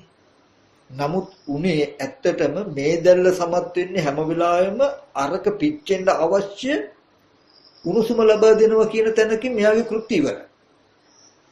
ඒ උණුසුම නිසා දැවුනහම දැවුනුකම නිසා නම් දැල්ල ඇති උනේ. මේ දැල්ල ඇති වෙන්නේ නැහැ අර දැල්ලෙන් කිසිවක් අරගෙන. මේ දැල්ල ඇති වෙන්නේ මෙතන තියෙන උෂ්ණයට මේ පහන් තිරේ දැවෙනකම නිසා මේ දැල්ල. ඒ පහන් තිරේ දැවෙනකම ඇති කරන්න නම් උපකාර වුණ අර එහා පැත්තේ දැල්ල. නේද? තේරෙනවද මම කියපේක? එතකොට මේ පහන් දැල්ලයි අනිත් පහනේ දැල්ලයි අතර සම්බන්ධයක් තියෙනවද කියලා බලන්න. කිසිම නෑදෑකමක් තියනවද? මේ දැල්ලෙන් යමක් මේක ගත්තේ ඒ දැල්ලෙන් යමක් මේකට ආවෙත් නෑ නේද? ඒ වගේ පහන් දැල්ලක් වගේ නම් මේ ජීවිතේ ආපහු අපි යම් තැනක මොන විදිහකට හරි උපන්නොත් ඊගාව පහන් දැල්ල වගේ කියලා හිතන්නකො. මේ ජීවිතයෙන් කිසිම දෙයක් එහා පැත්තේ ජීවිතයට අපි ගෙනියන්නේ නැහැ. එහා පැත්තේ ජීවිතයේ කිසිම දෙයක් මේ ජීවිතෙන් ගන්නෙත් නැහැ. පහන් දැල්ලෙන් පහන් දැල්ලට කිසිම සම්බන්ධයක් නැහැ කිසි වෙලාවක. මේ ජීවිතේ හේතු වෙනවා කුසල අකුසල කර්ම හදන්න. පහන් දැල්ල හේතු වෙනවා තාපාංකය වැඩි කරන්න වගේ. තාපාංකය නිසා දාහනය නිසා දැල්ල ඇති වෙනවා වගේ. මේ කුසල අකුසල කර්ම නිසා මේ වගේම ස්පර්ශ ආයතනයක් ආය හටගන්නවා. කිසිම වෙලාවක මේ ස්පර්ශ ආයතන හයෙන් කිසිවක්ම එහා ස්පර්ශ ආයතන හය ගත්තෙත් නැහැ. මේ ස්පර්ශ ආයතන හයෙන් කිසිවක් එහා ස්පර්ශ ආයතන හයට ගියෙත් නැහැ. එහා පැත්තේ ජීවිත ස්පර්ශ ආයතන හයෙන් කිසිවක් මේකේ එකක් ගත්තෙත් නැහැ. එසේ නොගිහින් එසේ නොගොස් හේතුඵල ධමයක් වෙනවා. ඒකයි මේ සසර ගමන නවත්තන්න පුළුවන්. අනිවාර්යෙන්ම මේ ස්පර්ශ ආයතන 6 නිසා යමක් එහා පැත්තට යනවා නම් මේ භ්‍රමචර්ය විද්‍යමාන වෙන්නේ. ඒ ඉතින් අපිට කර්මක්ෂය කළා නිවන් දකින්න බෑ. අනිවාර්යයෙන් මේකෙන් යමක් යනවා. ආයෙත් මේ වගේ ප්‍රතිසන්දියක් ලැබෙනවා වෙනවා. ඉතින් මේකෙන් යමක් කිසිම උපකාරයක් නැත්තම් මේ කන්න ස්පර්ශ ආයතන හයේ කිසිම උපකාරයක් නැත්තම් මතු ප්‍රතිසන්දිය කියලා එකක් ලැබෙන්නේ නැහැ. ඒ නිසා මේ ස්පර්ශ ආයතන හය නැවත ප්‍රතිසන්දියකට කිසිවක් දෙන්නෙත් නැහැ, කිසිවක් ගන්නෙත් නැති බවත් ඇත්තයි. නමුත් මේ ස්පර්ශ ආයතන හය උපකර නොවුනත් නෙමෙයි. නේද? එතකොට ඒක අර්ථ දක්වන්න ඕන හේතුඵල ධර්ම. මේ ස්පර්ශ ආයතන 6 මේ ගහ අපි මේ පොල් ගහයි තව පොල් ගහකුයි ගත්තොත් අර පොල් ගහ මේ පොල් ගහෙන් කිසිවක් ගන්නෙත් නැහැ, මේ පොල් ගහ අනිත් පොල් ගහෙන් කිසිවක් යන්නෙත් නැහැ. පොල් ගහෙන් හදන්නේ පොල් ගෙඩි, මේ ගෙඩිය නිසා හටගත් එකක් මිසක ගහ. මේ ගහෙන් ගහේ කිසිම සම්බන්ධයක් කවදාවත්ම නැහැ නේද? තිබුණාද? ඒ වගේමයි ලෝකයේ හේතුඵල ධම දන්නේ නැති නිසායි ආත්ම භාවයෙන් ආත්ම භාවය අල්ලලා කතා කරන්නේ. අපි මැරිලා ඉපදෙයිද? මේ අපි මේ මැරිලා ඉපදිනවා කියලා කතා කරන මේ ඵල දෙකක් ගැන, ගස් දෙකක් ගැන කතා කරනවා. මේ ගහෙන් තව ගහක් හැදෙයිද කියලා අහනවා වගේ. මේ පොල් ගහෙන් තව පොල් ගහක් හැදෙයිද කියලා අහුවොත් හරිද ප්‍රශ්නේ? මේ පොල් ගහෙන් තව පොල් ගහක් හැදෙන්නේ නැති වෙයිද කියලා අහුවොත් ගැලපෙනවද ප්‍රශ්නේ? මේ පොල් ගහෙන් තව පොල් ගහක් හැදෙන්නත් පුළුවන් නැති වෙන්න පුළුවන්ද කියලා අහුවොත් ගැලපෙනවද? මේ පොල් ගහෙන් තව පොල් ගහක් හැදෙන්නෙත් නැහැ නැත්තිත් නැද්ද කියලා අහුවොත් ගැලපෙනවද? එපමණකින්ම තියනවා නේද? පොල් ගහකින් ගෙඩියක් හැදිලා ගෙඩියකිනුයි ගහක් හැදෙන්නේ කියලා මේ සැබෑවට සිද්ධ වෙන සිද්ධිය මෙයා දන්නේ නැහැ. ඒ හින්දා මේ ගහකින් ගහක් හැදලා කතා කරන්න කියන එක තියනවා නේද? ඒකයි ආත්ම දෘෂ්ටියෙන් කතා කරනකොට ඉබේම තියෙනවා මෙයා පටිච්චසමුප්පාද හේතුඵල ධම් දන්නේ නැහැ කියන එක. අපි මැරිලා ඉපදෙයිද? මේ ගහෙන් තව ගහක් ගනීද කියලා මේ අහන්නේ. මැරිලා ඉපදෙන්නේ නැද්ද? මේ ගහෙන් තව ගහක් හැදෙන්නේ නැද්ද කියලා ඊ අහන්නේ. අපි මැරිලා ඉපදෙයිද? මැරිලා ඉපදෙන්නේ නැද්ද? මැරිලා ඉපදෙන්න පුළුවන් නැති වෙන්න පුළුවන්ද? ඉපදෙන්නේ නැහැ නැති නැද්ද කියලා මෙබඳු කතා එයා කරන්නේ. එයා දන්නවා හේතුඵල ධම්. මේ හේතු ටික හැදුනොත් මේ ගහ තිබුණොත් ගහෙන් ගෙඩියක් හැදුනොත් නැවත ගහක් හැදෙන්න පුළුවන්. මේ ගහේ නැවත ගෙඩිය හැදුන්නේ නැත්නම් තව ගස් හැදෙන්නේ. තව ගස් හැදෙනවද නැද්ද කියන එක එයා දන්නවා මොකද්ද? මේ හේතුඵල ධම හර්ධය. මේ හේතු තිබුණොත් එහෙම වෙනවා. මේ හේතු නැති වුණොත් මෙහෙම වෙන්නේ නැහැ. ඒ නිසා මේ වගේ ගහක් එපා නම් මේ හේතුව යන්නති කරගන්න. මේ වගේ ගහක් ඕනේ නම් මේ හේතුව හදාගන්න. ඒ වගේ මේ ස්පර්ශ ආයතන 6 නැමැති මේ ජීවිතය මෙබඳු ජීවිතයක් තව ඕනේ නම් මේ ස්පර්ශ ආයතන 6 ආරම්භය සිතින් කියින් කළා මේ කර්ම හදාගන්න නැවත මේ වගේ ස්පර්ශ ආයතන නැති මෙබඳු ජීවිතයක් එපා නම් මේ ස්පර්ශ ආයතන 6 ආරම්භය හිතින් කියින් කරන්නේ නැතුව කර්ම ඡේවිනිය විදිහට කටයුතු කළා මතු මේ වගේ ජීවිතයක් නොහට ගන්න විදිහට කටයුතු කරගන්න කියලා පෙන්නලා මේ වගේ ජීවිතයක් හැදුනහම තියෙන වාසි අවාසි ටික බුදුරජාණන් වහන්සේ පෙන්නනවා. නිന്ദා පහස ඇනුම් බැනුම් ජරා මරණ දුක් පීඩා මේව තුල ලැබෙන ටික ස්පර්ශය නිසා යම් විපාක මාත්‍රයක් ආස්වාද මාත්‍රයක් ලැබේ. මේ තමයි ආස්වාදය. ආස්වාදයේ සහ ආදීනේ පෙරලා මේ දෙක කිරලා මැනලා ඕනේ දේ කරගන්න කියන එකයි බුදුදහම පෙන්නන්නේ. එතකොට තව කාරණාවක් තියෙනවා. හොඳට මතක තබා ගන්න ඕනේ. හේතුව සහ ඵලය ධර්මතා දෙකක් වුණාට හැම වෙලාවෙම ඒ හේතුයෙන් නිර්මිත ඵලයේ ඒ જાතියෙම එකක් වෙනවා. පොල් ගෙඩියකින් හැදෙන්නේ පොල් ගහක් නම් ඒ ගෙඩියෙන් හැදපු ගහේ ඒ જાතියෙම ගෙඩිය හදනවා මිසක ආයි වෙන જાතියෙ ගෙඩිය හදන්නේ නැහැ. නේද? පොල් ගෙඩියකින් හැදුණු ගහේ දෙල් එහෙම හැදෙනවද? නෑ හැදෙන්නේ පොල්. ඒ වගේ හේතුවක් නිසා හටගත්ත ඵලය ආපහු ඒ ඵලයෙන් හැදෙන හේතුවත් ඵලය හා සමානයි. ඵලයේ හේතුව හා සමානයි. මේකයි හොයාගන්න බැරි. ඒකෙන් මම මතක් කළේ පෙර කර්මයට ඇහැ කන දිව නාසය ශරීරය මනස කියන මේ ස්පර්ශ ආයතන හය හැදුනහම ඒකට රූප ශබ්ද ගන්ධ මේ බාහිර අරමුණු හම්බ වෙලා මේ පෙනෙනවා කියන තැන ගත්තාම ඵලයක් ඔන්න විපාක පොල් ගහ. ඊට පස්සේ ගහේ හැදෙන ගෙඩි පොල් ගෙඩි මිස ගහත් පොල් ගෙඩිත් පොල්. එකයි තියෙන ප්‍රශ්නේ. මේ දෙක හොයාගන්න තියෙනවා. ගහේ ස්වභාවය නැවත උපත්යක් ලබා දෙන්න බෑ. ගෙඩි වල ස්වභාවය නැවත ගහක් හදන්න පුළුවන්. ඔච්චරයි වෙනස. හැබැයි දෙකම පොල්. ගහත් පොල් ගෙඩිත්. ඒකෙන් මම මතක් කළේ අපි ඇස් ඉදිරියට හම්බ වෙන මේ රූපය සම්පූර්ණම අනාත්මයි සත්ව පුද්ගල ආත්ම භාවයෙන් තොර ශුන්‍යතාවය ධර්මතාවය. මේ ගහ කියපු පැත්ත විපාකයි කියපු පැත්ත සමුප්පන්නයි කියපු පැත්ත. තේරෙනව නේද මම කතා කරන්නේ? පොල් ගහයි කියපු පැත්ත ගෙඩියකින් හටගත් එකක් කියපු පැත්ත ගෙඩිය නැමැති හේතුක ඵලයක් කියපු පැත්ත වගේ පුරාණ කර්මයට හටගත්ත විපාකය මේ රූපේ පෙනෙනකම ඒ රූපේ ස්වභාවය සම්පූර්ණ අනාත්මයි කියන්නේ ටීවී එකක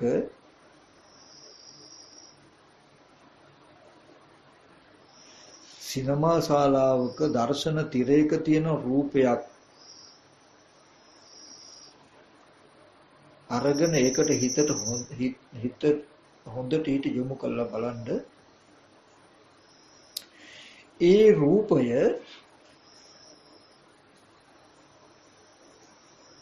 සත්වයක් හෝ පුද්ගලයෙක් හෝ සත්ත්ව පුද්ගල ආත්මීය කොටසක් හෝ තියනවද කියලා දැන් රූපවාහිනී තිරයක හෝ සිනමා ශාලාවක තියෙන තිරයක හෝ අතීත වෙලා තියෙන රූපයක් ගත්තොත් ඒ රූපය තුල ජීවී බවක් සත්පුද්ගල ආත්මීය බවක් රූපය තුල නැහැ නේද? ඒ විදිහමයි මේ ඇස් දෙකේ පහළ වෙන ඇස් ඉදිරියට පහළ වෙන මේ රූපයයි රූපවාහිනී තිරයක් මත පෙනෙන රූපයකයි තියෙන අන්තර්ගතය සමානයි. කිසිදු වෙනසක් සිනමා ශාලාවක තියෙන රූපයයි මේ ඇස් ඉදිරියට පෙනෙන රූපය අතර කිසිම සම්බන්ධ වෙනසක් නැහැ, සමානයි, අනාත්මයි. ඊට පස්සේ මේ පෙනෙන රූපය ආරම්භය ඒ ටීවී එකේ පෙනෙන රූපෙට හරි ඔගොල්ලෝ හිතන්නකෝ මේ ගාමිණී පොන්සේකා කියලා විජය කුමාරතුංග කියලා හිතන්නකෝ. හිතුව ටීවී එක ඕෆ් කළොත් නැත්තම් ඒ වෙන දර්ශනයක් එනකොට මේ දර්ශනය නැති නමුත් විජය කුමාරතුංගයි කියලා තමන් හිතපු අදහස් ටිකක් සහිතව අර ටීවී එකේ තියෙන දර්ශන රාමු තමන්ගේ හිතේ තියෙයි නේද?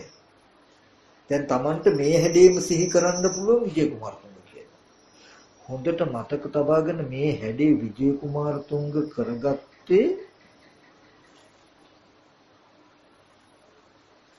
ඇහැට පෙනෙන රූපේ නෙමෙයි. ඒ රූපයේ ආරම්භය මානසිකාරයකින්. එතකොට විජය කුමාරතුංග කියලා මම සිහි කරනකොට මේ සිහි කරන දේ බාහිර තිබුණ රූපවාහිනී තිරය තුල දිස්වෙච්ච එකක් කියලා පෙන්වුවොත් හරිද කියලා බලන්න. මුලින්ම රූපවාහිනී තිරය තුල දිස්සුනේ සත්ත්ව පුද්ගල නොවන රූප මාත්‍රයක් මිසක ඒ රූපේ ජීවීකමක් හදාගත්තේ ඒකයි. දැන් රූපවාහිනී තිරය තුල දිස් වෙන රූපයට කියනවා ඵලයක්. ඵලයයි හේතුවයි සමානයි කියන්නේ. ඒකට අපි පුද්ගල භාවයක් ආරෝපණය කළ මනසින් දැනගන්නකොට මේ ටික කර්මයි. මේ සංඥා දෙකම සමානයි. උතන මේ අපිට තේරුම් ගන්න බැරි.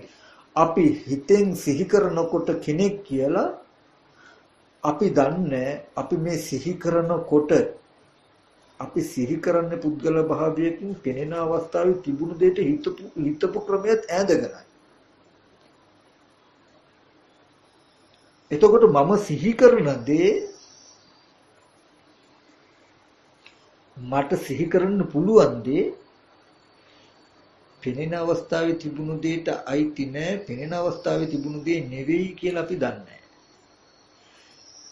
පෙනෙනකොට මේ සිහි කරගත්ත දේ ආපහු සිහි කරගන්නවා. හිතෙන් සිහි කරනකොට පෙනෙන දේ පෙන්නනවා හිතෙන්ම, පෙනෙනකොට සිහි කරගත්ත දේ සිහි කරගන්නවා හිතෙන්. ඒ නිසා මම සිහි කරන දේ යහැට පෙනෙන දේ දෙකම එකයි වගේ තැනකින් තමයි පෙනෙන්නේ. ඔන්න ඔය දෙක වෙන් කළ නොපෙන්නන නොදකින කමටයි අවිද්‍යාව කියන්නේ. මේ අවිද්‍යාව නිසායි පෙනෙන දෙයට හිතන්න කියන්නේ කරන්නේ අහවල් කෙනෙක් කියලා. හිතන කියන කරන දේ පෙනෙන දෙයට අයිති කියලා ගැට ගහලා හොයන්න යන්නේ. මේ කර්ම පවතින්නේ පෙනෙන දේ හිතන දෙයටත් හිතන දේ පෙනෙන දෙයටත් අයිති කියන මෝඩකම නිසා. ඒක වෙන්නේ ඒකයි. එතකොටම ඵලයේ හේතුවක් වෙලා මේ තියෙන්නේ. ඵලයේ හේතුවක් වෙලා. මේ හේතුවෙන් ඒ කියන්නේ දැන් විජේ කුමාරතුංග අර පෙනෙන රූපයේ ඉපද නිරුද්ධම වෙලා. නමුත් විජේ කුමාරතුංග කියලා කෙනෙක් ගැන දැන් මට මතකයි. හැඩසටහනකට. මේ මතකය මේ හැඩසටහනට පුළුවන් මේ වගේ ස්පර්ශ ආයතන හයක් හරපා දෙන්න. ඇහෙන් දැකපු රූපය පෙනී මාත්‍රයක් විතරයි. ඒක මුල් වෙලා මේ හැඩේ විජය කුමාරතුංග ගාමිණී පොත්සක කියන දැනුමක් මට ලබා දුන්න දීලා ඒ ඇහැ රූපේ නිරුද්ධ. හොඳයි ඒ ටීවී එක බුදු කරලා මම කියන්නේ. ඒ බඳු CD එකක් තිබුණා ඒකත් උච්චලම දැම්ම කියන්නේ එහෙම එකක් මේ ලෝකේ දැන් ඇත්තෙම නැහැ. නමුත් මේ මතකයේ නැති වෙනවද මේ හැඩේ විජය කුමාරතුංග කියන. මරණ ඔන්න දැන් ඵලය නිසා හටගත්ත හේතුව. හේතුව හදලා ඵලය නිරුද්ධ වෙනවා. මරණාසන්න මොහොතේදී මේ මේ හැඩේ විජය කුමාරතුංගගේ කියලා සිහි කරගත්ත මේ චිත්තජ රූපය මගේ මනස ඉදිරිපිටට එනකොට ඒකට කැමැත්ත හෝ අකමැත්ත ඇති වුණොත් ඒ කැමැත්ත අකමැත්ත මුල් කාරණාව කරගෙන මම ප්‍රතිසන්දි වශයෙන් අපහු යනවා.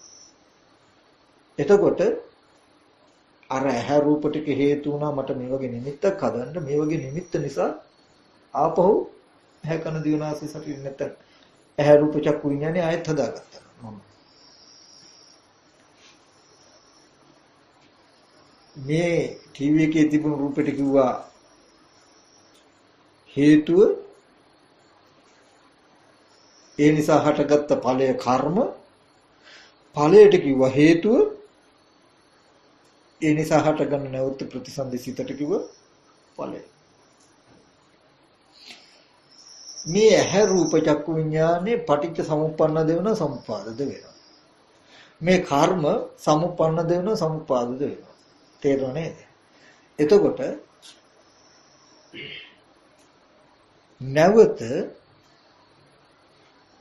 මරණාසන්න මොහොතේ යම් නිමිත්තක් සිහි වෙලා ඒක ඇත්තම වෙලා කෙනෙකුට කැමැත්ත අකමැත්ත ඇති වෙලා ප්‍රතිසන්දියට යන්න පුළුවන්කම මනසේ හිටින්නේ.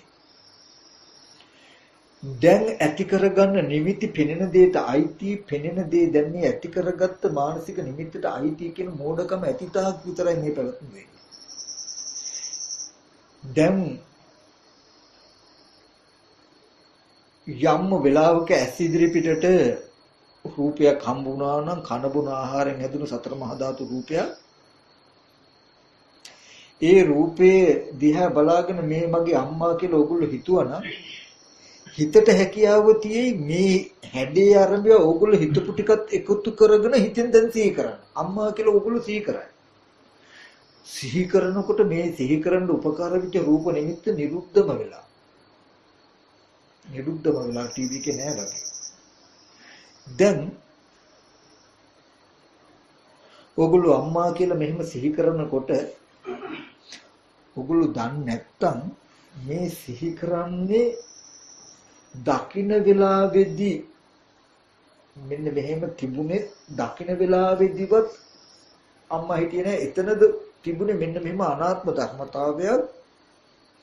ඒ අනාත්ම වූ රූපේ ඇස් ඉදිරි පිටට එනකොට මගේ අම්මා කියලා හිතුවාම ඒ හිතපු දෙත් එකතු කරලා මේ පෙනුණු රූප සංඥාව නැත්තම් ගිය හැඩේ අරගෙන මේ හිත ඉපදලා තියෙන්නේ කියනක ඕගොල්ලෝ දැක්කේ නැත්තම් ඕගොල්ලන්ට හිතෙන්නේ බාහිර දැකපු දේ දැන් සිහි කරනවා කියලා.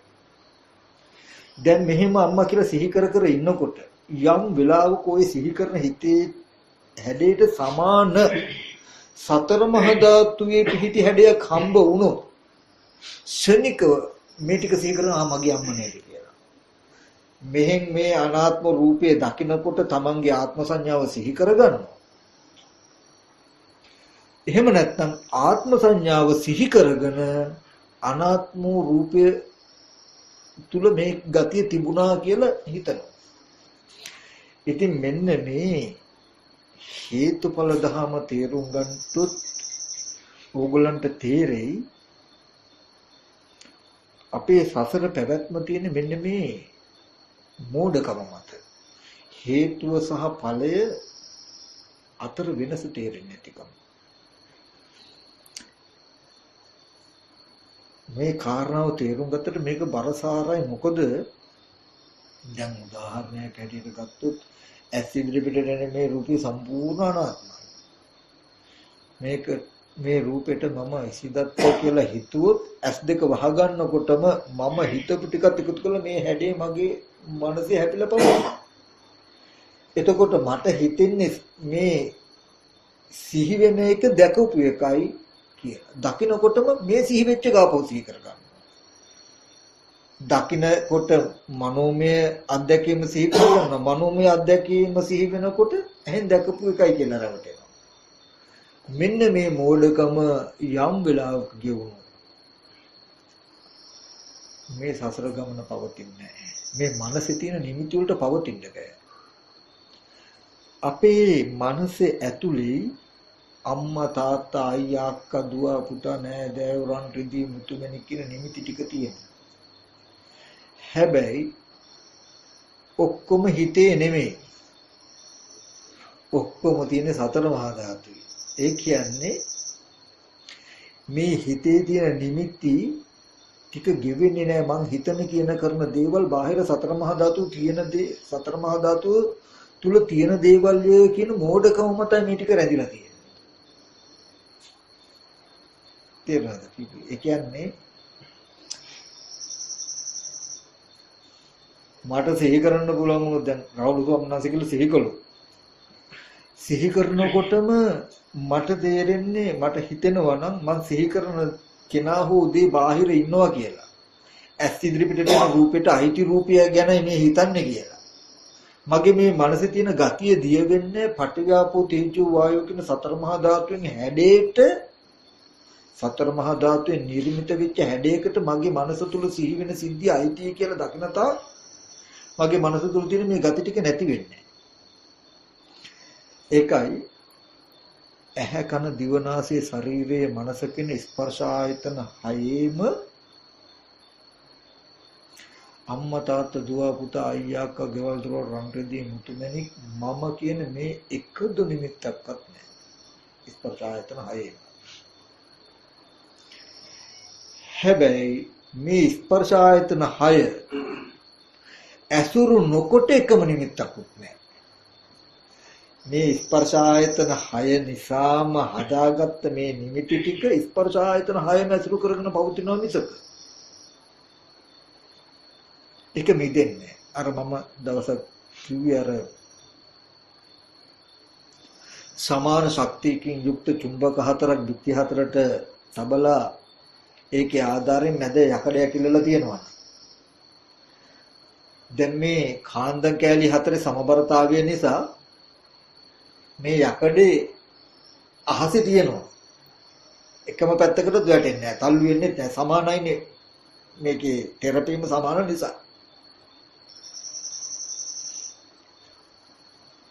බිත්ති හතරේ යකඩ කෑලි මේ කාන්දම් හතරක බලෙන් මැද යකඩයක් එල්ලලා තියෙනවා නම් දැන් යකඩ කියන්නේ කාන්දම් කෑලි හතරද?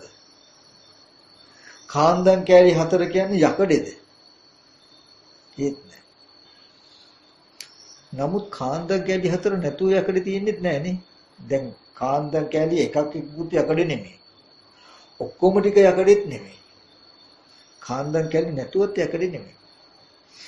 යකඩේ මේ විදිහට පවතින්නේ කාන්දම් කෑලි ටික නිසාමයි. නමුත් මේ එකම කාන්දම් කෑල්ලක්වත් යකඩ නෙමෙයි. යකඩ කියන්නේ මේ කාන්දම් කෑලි ටික නෙමෙයි. යම් වෙලාවක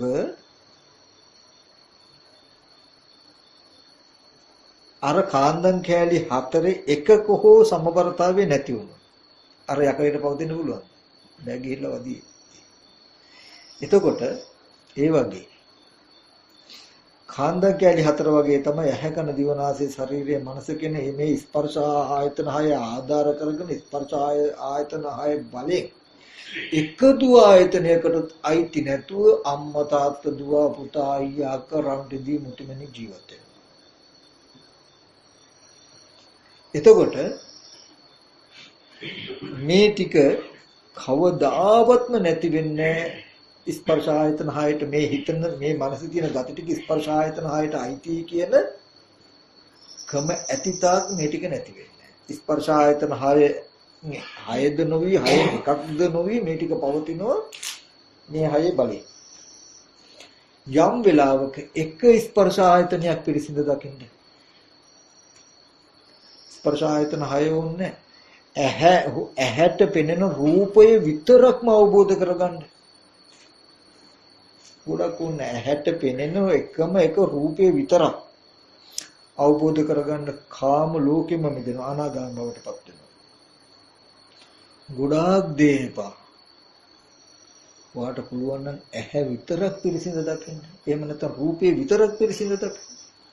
කන විතරක් පිරිසිඳ දකින්න, ශබ්දේ විතරක් පිරිසිඳ දකින්න. මුළු පැවිදි ජීවිතේම සම්පූර්ණයි. මුළු සසර දුකම ඉවරයි.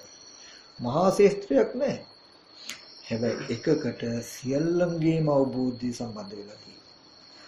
එක රූපයක් පිරිසිඳ දකිනකොට යම් තාක් රූප තියෙද සියල්ලංගේම රූප වල ඇත්ත එක මට්ටමට එනවා. යම් වෙලාවක රූපේ පිරිසිඳ දැක්කොත් එකල්හිම ඇහක් දන්නවා, කනක් දන්නවා, ශබ්දයක් දන්නවා, නාසයක් දන්නවා, ගන්ධයක් දන්නවා යන ගණිතය යනවා. අවබෝධය එකක් තුලින් ඇති කරගන්න සමස්තයක්ම ධර්මතාවයන් අරබය විදා පවතින. ඒ නිසා මට කෙටියෙන් මතක් කරන්න ඕනේ මේ කියන කාරණා ගැඹුරුයි. නමුත් මේ වගේ දහම් අහමින් සීලයට පිළිපලා හිත වඩමින් ධම් කරුණු කතා කරනකොට කෙලස් ටික ටික අඩු වෙලා මේ ජීවිතයේ මෝඩකම මුලාව ටිකෙන් ටික තේරෙනවා. අපි ඔක්කොම ලපිතේ මහා ඉතාම බල සම්පන්න මායාකාරයෙකුගේ මායාවකට අහු වෙලා ඉන්න අය. විඥානයේ නැවති මායාකාරය විසින් මවන ලද මනෝමය ලෝකයකට රැවටිලා ඉන්න අය. ඒ මායා දැලේ රැවටිලා පැටලිලා සතර මහා ධාතුවේ නොමිදි සතර මහා ධාතුවේ දුක් විඳින්න ඉන්න අය. ඉතින් මේ ජීවිතේ කොහොම හරි මේ ටික තේරුම් ගත්තොත් අනන්ත අපරිමාණ සංසාරික පැවති සියලුම දුක් කන්දරාව නිමා කරගන්න පුළුවන්. ඉතින්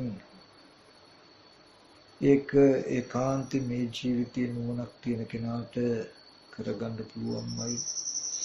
අවුරුදු දහස් ගණනක් මේ ශාසනය පැවතිලා අද දවස වෙනකම් කොහොම හරි මේ පරිවර්තිය මොන විදියකට හරි මොන හැල හැප්පීම් කලකෝලහල නැද්දී මේ ධර්මය ගලාගෙන ඉන්නේ මේකෙන් ප්‍රයෝජන අරගෙන සසරෙන් මිදෙන්න හේතු තියෙන වාසනා භාගී බව තියෙන අය ලෝකේ ඉන්න නිසායි ඒකාන්තයෙන් ඒ වාසනා භාගී බවට උරුම කියන පින්වතුන් වෙන්න පුළුවන් අපි. ඉතින් ඒ සඳහා ජීවිතය දියුණු කළා ජීවිතේ පැත්තකින් තබලා ඊට උත්සාහවත් වෙන්න කෙනෙක් මතක් කරනවා. අඩුපාඩු ජීවිතවල වෙන්න පුළුවන් පුතේ. ඒකේ ගැන හිතන්නවත් දෙයක් නැහැ. මොකද අවිද්‍යාව නිසා, කෙලෙස් නිසායි මේ අඩුපාඩු වෙන්නේ. මේට වඩා අනන්තව සංසාරේ අඩුපාඩු වෙන්නේ ඇති. ඒ අඩුපාඩු වුණත් මට පුළුවන් නම්, වාට පුළුවන් නම් අද වෙන අඩුපාඩු හැදෙන, හෙට දවසේ හැදෙන ධර්මයක ඉන්න. එතනයි වටින්නේ. මේ ශාසනය කවදාවත්ම වැරද්දක් වෙච්ච, අඩුපාඩුවක් වෙච්ච කෙනා වෙල්ච පිදුරු ගහක් විසි කරනවා වගේ පිදුරු විසි කරන ශාසනයක් නෙවෙයි මේ. අඩුපාඩු වැරදි වෙන්නේ පුද්ගලයෙක්කින් නෙවෙයි. අඩුපාඩු වැරදි වෙන්න හේතුව තිබුණු නිසානේ. බුදුහාමුදුරු පෙන්නන්නේ හේතු ප්‍රත්‍යය. මේ හේතුව නැති වෙච්ච දවසට ඔය අඩුපාඩු වැරදි වෙන්නේ. ඉතින් ඒ හේතු ටික නැති කරගන්න මේ අඩුපාඩුව බලපන්නේ. මේ අඩුපාඩුවේ යම් හේතුවක ඵලයක් නෑ. ඒ ඵලයේ ඒ හේතුව වැය වෙලා හැදුනේ ඵලය. අපිට පුළුවන් නම් ඒ ඵලය උදව් කරගෙන මගේ අතින් මෙහෙම අඩුපාඩුවක් වුණා, මම මේක අපහු වෙන්න දෙන්නේ නැහැ කියලා නැවත මේ ඵලය ආදර්ශයට අරගෙන හේතුවක් හදන්න නැතු වෙන්න පුළුවන්. නැවත මොකද ඵලයක් හටගන්නේ. ඒ නිසා ජීවිතය කියන එකේ තිනාමදී මේ ධර්මය කොහොම හරි තේරුම් ගන්න උත්සාහවත් වෙන ඒක පන්න යන්න. එකපාරට මේ පිටිය බඩ ගන්න කිව්ව පුළුවන්. නමුත් බැරි වුණත් ඒක නගින්න ක්‍රම තියෙයි. ඉතින් මොකක් හරි කියලා මොන වගේ නේ? ඒ වගේ බුදුරජාණන් වහන්සේ දේශනා කරන්නේ, දේශනා කළා නෑ. මේක නගින්න බැයි නම් උට මේක බෑ කියලා එකක් පෙන්නලා නෑ. එයාට මේක බෑ කියලා එකක් පෙන්නලා නෑ. මේකට මෙහෙම නගින්න වෙන මේ විදිහට නගින්න. ඒ වගේ ජීවිතේ මේ විදිහට කරන්න බැයි නම් මේ විදිහට කරන්න පුළුවන්. එක එක උපායන් පෙන්නලා තියෙයි. ඒ නිසා කවුරු හරි තමන්ගේ ජීවිතයේ වෙන වෙච්ච අඩුපාඩු ප්‍රශ්න ගැටලු ඒවා ගණන් ගන්න එපා. නමුත් ඒකාන්ත කොට මේ අඩුපාඩුත් හැදිලා සියලුම සසර දුක්ගෙන නිවන ධර්මයක මම ඉන්නවා කියලා හැමදෙනාම අධිෂ්ඨාන කරනවා. ඔබට හොඳ සාක්ෂියක් බුදුරජාණන් වහන්සේ ඉන්න කාලේ හිටියා සරකාණේ කියලා එක්තරා ශාක්‍ය කෙනෙක්. ශාක්‍ය කෙනෙක්, රජ කෙනෙක් නෙමෙයි, ඒක සාමාන්‍ය කෙනෙක්. මේ සරකාණේ හරියට බොනවා. කොච්චර බොනවද කියන්නේ ගෙදර යන්නේ නෑ, කාණුපල්ලේ වැටෙනවා. වැටිලා තැන් තැන් වල ඉන්නේ. මේ සරකාණේ දවසක් බුදුරජාණන් වහන්සේ හම්බුලා බණ කියන සරකාණේට. බණ කිව්වහම මේක තේරෙනවා සරකාණේට. නොබොන වෙලාවට මෙයා හොඳට ඕක හිතනවා. ටිකින් ටික හිතනවා. ආයෙත් හවසනකොට බොනවා. ආයෙත් වැටෙනවා. හොම කොච්චර කාලයක් ගියාද කියනවා නම් මෙයා ජීවිතේම අහගත්ත බණ ටිකක් හිතනවා බො. හොම ඊට පස්සේ දවසක් සරකාණේ හදිසියේ කලුරිය කරා. දුක්සමහදලා ගිහිල්ලා අහනවා, ස්වාමීනි භාගතුන් වහන්සේ සරකාණේ කියන ශාක්‍යය මරුණා. එයාගේ පරලෝක ගතිය මොකක්ද? සරකාණේ බොහෝම දක්ෂ පඬිත සෝතාපන්න වෙච්ච උපාසකෙක් කොට දරත්වා කියලා කියන බුදුරජාණන්. මේක යනෝ ලව් ගින්නක් වගේ හැමතැනම. යකෝ කොහොම බැලුවම කාටද සෝවාන් වෙන්න බැරි? බේබද්දු සෝවාන් වුණා නම්, කාමපල්ලේ වැටි හිටපු සෝවාන් වුණා නම් කියලා ඔහොම කොසල් රජු රජගෙටත් ගිහිල්ලා මහානාම කියන ශාක්‍යයක් වෙන මේක නම් බුදුරජාණන් වහන්සේ දේශනා කළා වෙන්න බෑ. සරකාණේ ශාක්‍ය සෝවාන් වුණා කියලා බුදුරජාණන් වහන්සේ ප්‍රකාශ කළා නම් වෙන්න බෑ. මේක කාගේ හරි මතයක් කියලා මහානාම ශාක්‍යයත් ඇවිල්ලා අහනවා, ස්වාමීනි සරකාණේ සෝවාන් වුණා කියලා ඔබ වහන්සේ කිව්වා. ඔව් මම කිව්වා කියනවා. එහෙම වෙන්නේ කොහොමද භාග්‍යවතුන් වහන්සේ? මේ ඔක්කොම දොස් කියනවා. එහෙමනම් කාටද මේ සෝවාන් වෙන්න බැරි දැන්? සෝවාන් කියන කේතරම් දෙයක්ද මේ බොන මිනිස්සු බිබී හිටු මිනිස්සු සිල් රකින්න නැති කෙනා සෝවාන් වෙනවා. ඊට පස්සේ බුදුරජාණන් වහන්සේ දේශනා කරනවා සරකාණේ දීපු බව ඇත්ත. සරකාණේ ඊයේ හවසමට හම්බ වුණා. ඊයේ හවස හම්බ වෙනකොට සරකාණේට මම ධර්ම දේශනා කළා. සරකාණේ සෝතම් සෝවාන් ඵලයටපත් වුණා. එතකොට ඒ වෙලේ ඉඳන් දිවෙන ඊය හවසේ ඉඳන් දිවෙන මිනිස්සු දකින්න ඊය හවස වෙනකන් ටිකනේ. දැන් නමුත් එයා කලින් බිව්වට නොබොන වෙලාවට හොඳට බණ දහන් හිතමින් හිතපින්ද ධර්මයේ මොහු කරමින් තිබුණා. සෝවාන් වුණේ නමුත් ධර්මය තේරුම් ගන්න පුළුවන් මට්ටම ජීවිතේ ටික ටික ආවා. ඒ කාලේ එනකන් තමයි බුදුරජාණන් වහන්සේ සද්දන මුලින්ම වචනේ කියලා සද්ද නැතුව හිටියේ. එයාගේ චරිතය දුබල නිසා එයා සිල්වත් නම් ඔය ඉතිස්සලා සෝවාන් වෙනවා. නමුත් එයා දුබල නිසා අර සිහියෙන් ඉන්න වෙලාවට ධර්මයේ හිතනවා අනිත් වෙලාවට ඉතින් බොනෝ වගේ ඉන්නවා. හොම විවි. නමුත් ධර්මයේ මොහු කරා මෙයාගේ ඇතුලේ.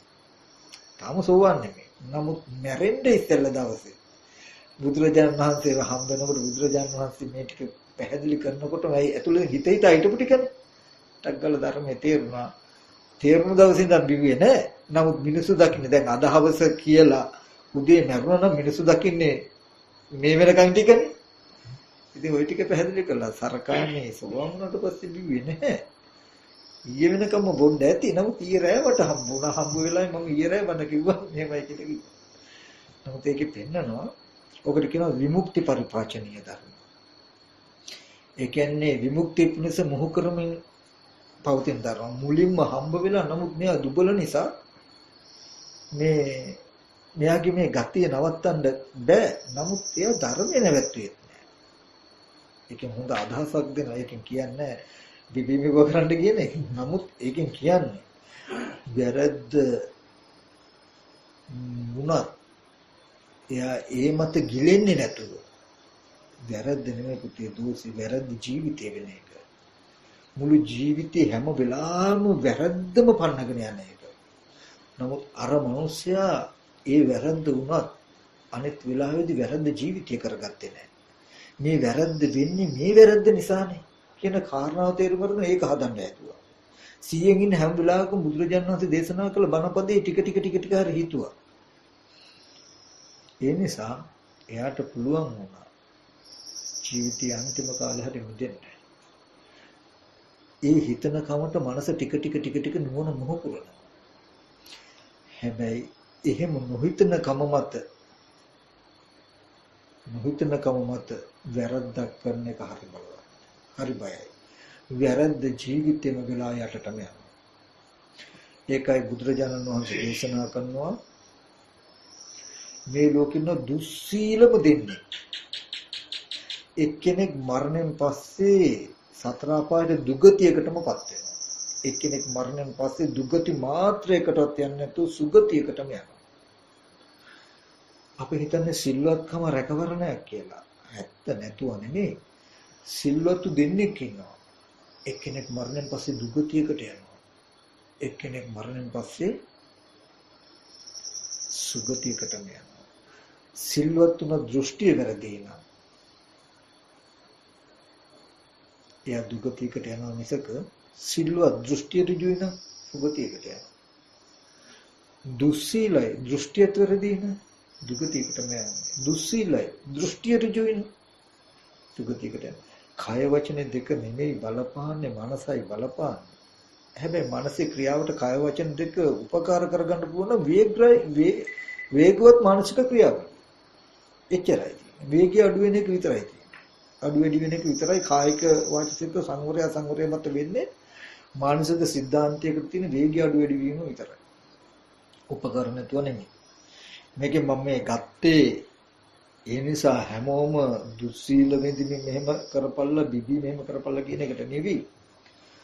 අපිට හිතෙන්න පුළුවන් අපේ අඩුපාඩු තියෙන හින්දා මේ ධර්මය අපිට බැරි වෙයිද? ධර්මයේ ප්‍රයෝජන ලැබෙන්නේ නැද්ද කියලා මන් උත්සාහය ගතියක් ඇති වෙන්න පුළුවන්. එහෙම වෙන්නේ නැහැ කියන එක කියන්නේ මම මේ ගත්තේ. එහෙම අඩුපාඩු නොවන කෙනෙක් දුගතියට යන පැවැත්මක් තියෙනවා නම් අඩුපාඩු විලක් දුගතියකට නොවන පැවැත්ම බුදුරජාණන් වහන්සේ පෙන්නනවා. ඒ නිසා හැමදෙනාම උත්සාහවත් වෙන්න ඕගොල්ලන්ගේ මේ ජීවිතේ ඒකාන්තයෙන් හිස් වෙන්නේ නැහැ කියන එක මතක් කරනවා. මට පුළුවන් විදිහට තේරෙන විදිහට ඉදිරියට අනුග්‍රහය දක්වන්න නේ. හැම දිනකට මේ දේශනාව උතුම් නම් පිණසම හේතුපාදක මේ කරුණු ගැඹුරු වුණාට නැවත ඒක එකම හිතන්න ඒක එකම හැපෙන්න ඒකාන්ත මේ වචන වල බර අඩු වෙනවා පහසුවෙන් තේරෙන මට්ටම ඇති වෙනවා අර්ථය තේරෙන මොනින් දකින්න පුළුවන් මට්ටමට එනවා තව සරල උපමා අපිට අනාගතයේදී හම්බ වෙන්නේ